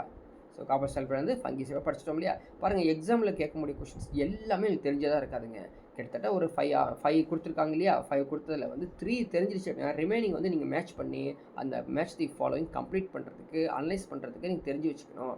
சரிங்களா. அடுத்தது பாருங்கள், the salt formed by the combination of mixture of solutions of two simple salt and which lose identity of salts with its formed. புரியுதுங்களா. இரு எளிய உப்பு கரைசல்களை கலைத்து கிடைக்கும் உப்பானது எதிலிருந்து உருவாக்கப்பட்டது அப்படின்னா எதுங்க, அணைவு உப்பு, காம்ப்ளெக்ஸ் சால்ட். அதுக்கு பேர் என்ன, காம்ப்ளெக்ஸ் சால்ட். டபுள் சால்ட் கிடையாது, மோர் சால்ட் கிடையாது, ஆல்கலி சால்ட் கிடையாது. ஞாபகம் வச்சுக்கோங்க. அடுத்த பஃபர் சொல்யூஷன் அப்படிங்க பார்க்கவே இல்லை, இதில் இருக்குது. நீங்கள் 10th ஸ்டாண்டர்ட் புக்கில் எடுத்து பார்த்தீங்கன்னா பஃபர் சொல்யூஷன் அப்படின்னு சொல்லியிருக்குது. ஸோ மெயின்டைன் தி pH வேல்யூ, அது pH வேல்யூவை வந்து மாறாமல் வைக்கக்கூடியதான் பஃபர் சொல்யூஷன். அது தாங்கல் கரைசல் அப்படின்னு வச்சுக்கோங்க. அடுத்தது which are the following aqueous solutions with highest pH. எதுங்க, சோடியம் குளோரைடா, பொட்டாசியம் நைட்ரேட்டா, சோடியம் கார்பனேட்டா, ஜிங்க் குளோரைடா அப்படின்னா கண்டிப்பாக வந்து எதுங்க, சோடியம் கார்பனேட் அப்படிங்கிறது அதிகமான pH கொண்டுள்ளது. Which are the following use the artificial rain. இப்போ பார்த்தீங்கன்னா எல்லா பக்கம் வந்து ஆர்டிஃபிஷியல் ரைன் வந்து கொடுக்க போகிறாங்க. So solid carbon di oxide, solid வச்சுக்கோ, சாலிட் CO2 எங்கெங்க நம்ம பார்த்துருக்கோம். அதான் வந்து நாங்கள் சாலிட் CO2 நாங்கள் அதாவது சாலிட் ஐஸ் அப்படின்னு சொல்லியிருப்போம். எங்கே பயன்படுத்துகிறோம் அப்படின்னு பார்த்தீங்கன்னா ஒரு பொருளை வந்து எந்த ஒரு மாய்ச்சர் அஃபெக்ட் ஆகாமல் இருக்கிறதுக்காக ஒரு சாலிட் ஐஸ் கையில் தொட்டால் சில்லுன்னு இருக்குங்க அந்த carbon di oxide, solid carbon di oxide. அதை வந்து ஒரு பேக்கிங்கில் போட்டு வச்சுருவாங்க தெரியுங்களா. ஜென்ரலாக இந்த மொபைல் பேக் பண்ணி நீங்கள் வந்து ஒரு இடத்துலேருந்து இன்னொரு இடத்துல ட்ரான்ஸ்ஃபர் பண்ணும்போது இந்த CO2 சாலிடாக போட்டு வச்சுருப்பாங்க, நீங்கள் பார்த்துருக்க முடியும். அடுத்தது இந்த மெயின் இன்க்ரீடியன்ட் அண்ட் ஆசிட் படிச்சாச்சு பார்த்தீங்க, which is use it's relieve acid stomach. அதுங்க பேஸ் தாங்க, ஈஸியாக வந்து ஆசிட் பேஸ், அவ்வளோதான், ஈஸியாக ஞாபகம் வச்சுக்கலாம். Bromothymol blue is used as a acid base indicator. The color of the bromothymol blue in acidic medium. Bromothymol blue அது ஒரு இண்டிகேட்டராக பயன்படும். ஆசிட் பேஸ் இண்டிகேட்டர் படிக்கவே இல்லை பாருங்கள். எல்லாம் ஃபினாப்திலின் படித்தோம், மெத்தில் ஆரஞ்சு படித்தோம். எல்லாத்தையும் படிச்சுட்டு வந்தோம். ஆனால் புரோமோ தைமல் ப்ளூ வந்து படிக்கவே இல்லை. இது எப்படிங்க எல்லோ கொடுக்கும். இந்த colour of the bromo acidic மீடியத்தில் எல்லோ கொடுக்குமா. ஸோ ப்ளூ வந்து எல்லோவாக மாறிடும். இப்போ ப்ளூ கலராக இருக்கக்கூடிய இந்த புரோமோ தைமல் ப்ளூ ஆசிட் இருந்துச்சு அப்படின்னா எல்லோவாக மாறும். படித்து வச்சுக்கோ. Which are the following statements are true from about acid? சரிங்களா, அது ஆசிட் ஃபர்னிஸ் H+N சரிதான் இருக்குது. ஆசிட் ஃபர்னிஸ் H+N இது ஏக்கோ சொல்யூஷன் கரெக்டு. ஸோ அடுத்தது all acid contain one or more replaceable hydrogen atoms. இப்போ இங்கே தான் ஒரு பிரச்சனை. All acid contains one or more replaceable hydrogen atom அப்படிங்கிறது சரிதான். சரிங்களா, இங்கே ஆசிட் ஃபர்னிஸ் H+க்கு சரியாக இருந்தாலும் இது தவறு. ஏனென்றால் ஏக்குவேஷன் சொல்யூஷனில் தான் அது H+ என கொடுக்கும். அப்போ ஆன்சர் பாருங்கள் 2 and 3 ஒன்லி கரெக்ட் அப்படின்னு சொல்லியிருக்காங்க. ஸோ அடுத்தது வந்து பார்த்திங்கன்னா இந்த ரேஷியோ 3:1 ரேஷியோ யாருங்க? HCl HNO3 அவனை தானே நம்ம என்ன சொல்கிறோங்க ஏக்வாரிஜியா அப்படின்னு சொல்கிறோம். அப்படிங்கிறத தெரிஞ்சுங்க. ஸோ அடுத்தது பாருங்கள் assertion and reason. Acidic acid week acid okay fine நம்ம படித்து வந்தோம். அசிடிக் ஆசிட் வீக் ஆசிட் தான் சரிதான். Acidic acid is 4 hydrogen atoms. இப்போ அசிடிக் ஆசிட்னா என்னங்க ஃபார்முலா? CH3COOH. அப்போ இங்கே ஒரு 3 ஹைட்ரஜன், இங்கே ஒரு ரெண்டு ஹைட்ரஜன், மொத்தம் 4 ஹைட்ரஜன் சொல்கிற மாதிரி இருக்குது. Right okay. But only one can be replaced அப்படின்னு சொல்லும் போது தான் பிரச்சனையே. சரி, இந்த என்னென்னா இந்த CH3 சேஞ்ச் ஆகாது, இந்த ஹைட்ரஜன் ரிமூவ் ஆனால் ஆகும், அதுவும் சரிதான். ஆனால் இப்போ ஆசிடிக் ஆசிடுக்கும் வீக் ஆசிட் சொன்னதுக்கும் இதுக்கும் என்ன சம்மந்தம் பாருங்கள். ஏ இஸ் கரெக்ட் தான், பட் ஆர் இஸ் ராங் அப்படிங்கிறது தவறு. அதுவும் சரிதான். A is correct, R is correct, R does not explain ஏங்கிறது தான் சரியான விடை. அப்போது ஏ இஸ் ராங் அப்படின்னு சொல்வதும் தவறு. ரெண்டுமே கரெக்டு. ஆர் எக்ஸ்பிளைன்ஸ் ஏ. ஆரை அந்த கொடுத்துருக்க அசிடிக் ஆசிட் 4 ஹைட்ரஜன் ஆட்டம் அதில் ஒன்று ரீப்ளேஸ் பண்ணுது. இது போய் அசிடிக் ஆசிட் வீக் ஆசிடுக்கு வந்து எக்ஸ்பிளைன் பண்ணது தான் கண்டிப்பாக இல்லை. சரிங்களா, அவ்வளோதான். இது மாதிரி நீங்கள் வந்து படித்து புரிஞ்சுக்கிட்டீங்க அப்படின்னா ஈஸியாக ஞாபகம் வச்சுக்கலாம். ஓகேங்களா. ஸோ நீங்கள் ஆஃப்டர் தி கிளாஸ் இது வந்து அப்லோட் ஆனதுக்கப்புறம் நீங்கள் என்ன பண்ணுறீங்க, இதை பிடிஎஃப்பை டவுன்லோட் பண்ணி சிறப்பாக படித்து வச்சுக்கோங்க. முக்கியமான ஒரு நோட்ஸு. அடுத்த ஒரு கிளாஸில் நீங்கள் இதை விட அடுத்த சிறப்பான ஒரு டாப்பிக்கில் பார்க்கலாம். சரிங்களா, அடுத்த கிளாஸில் மீட் பண்ணுவோம்.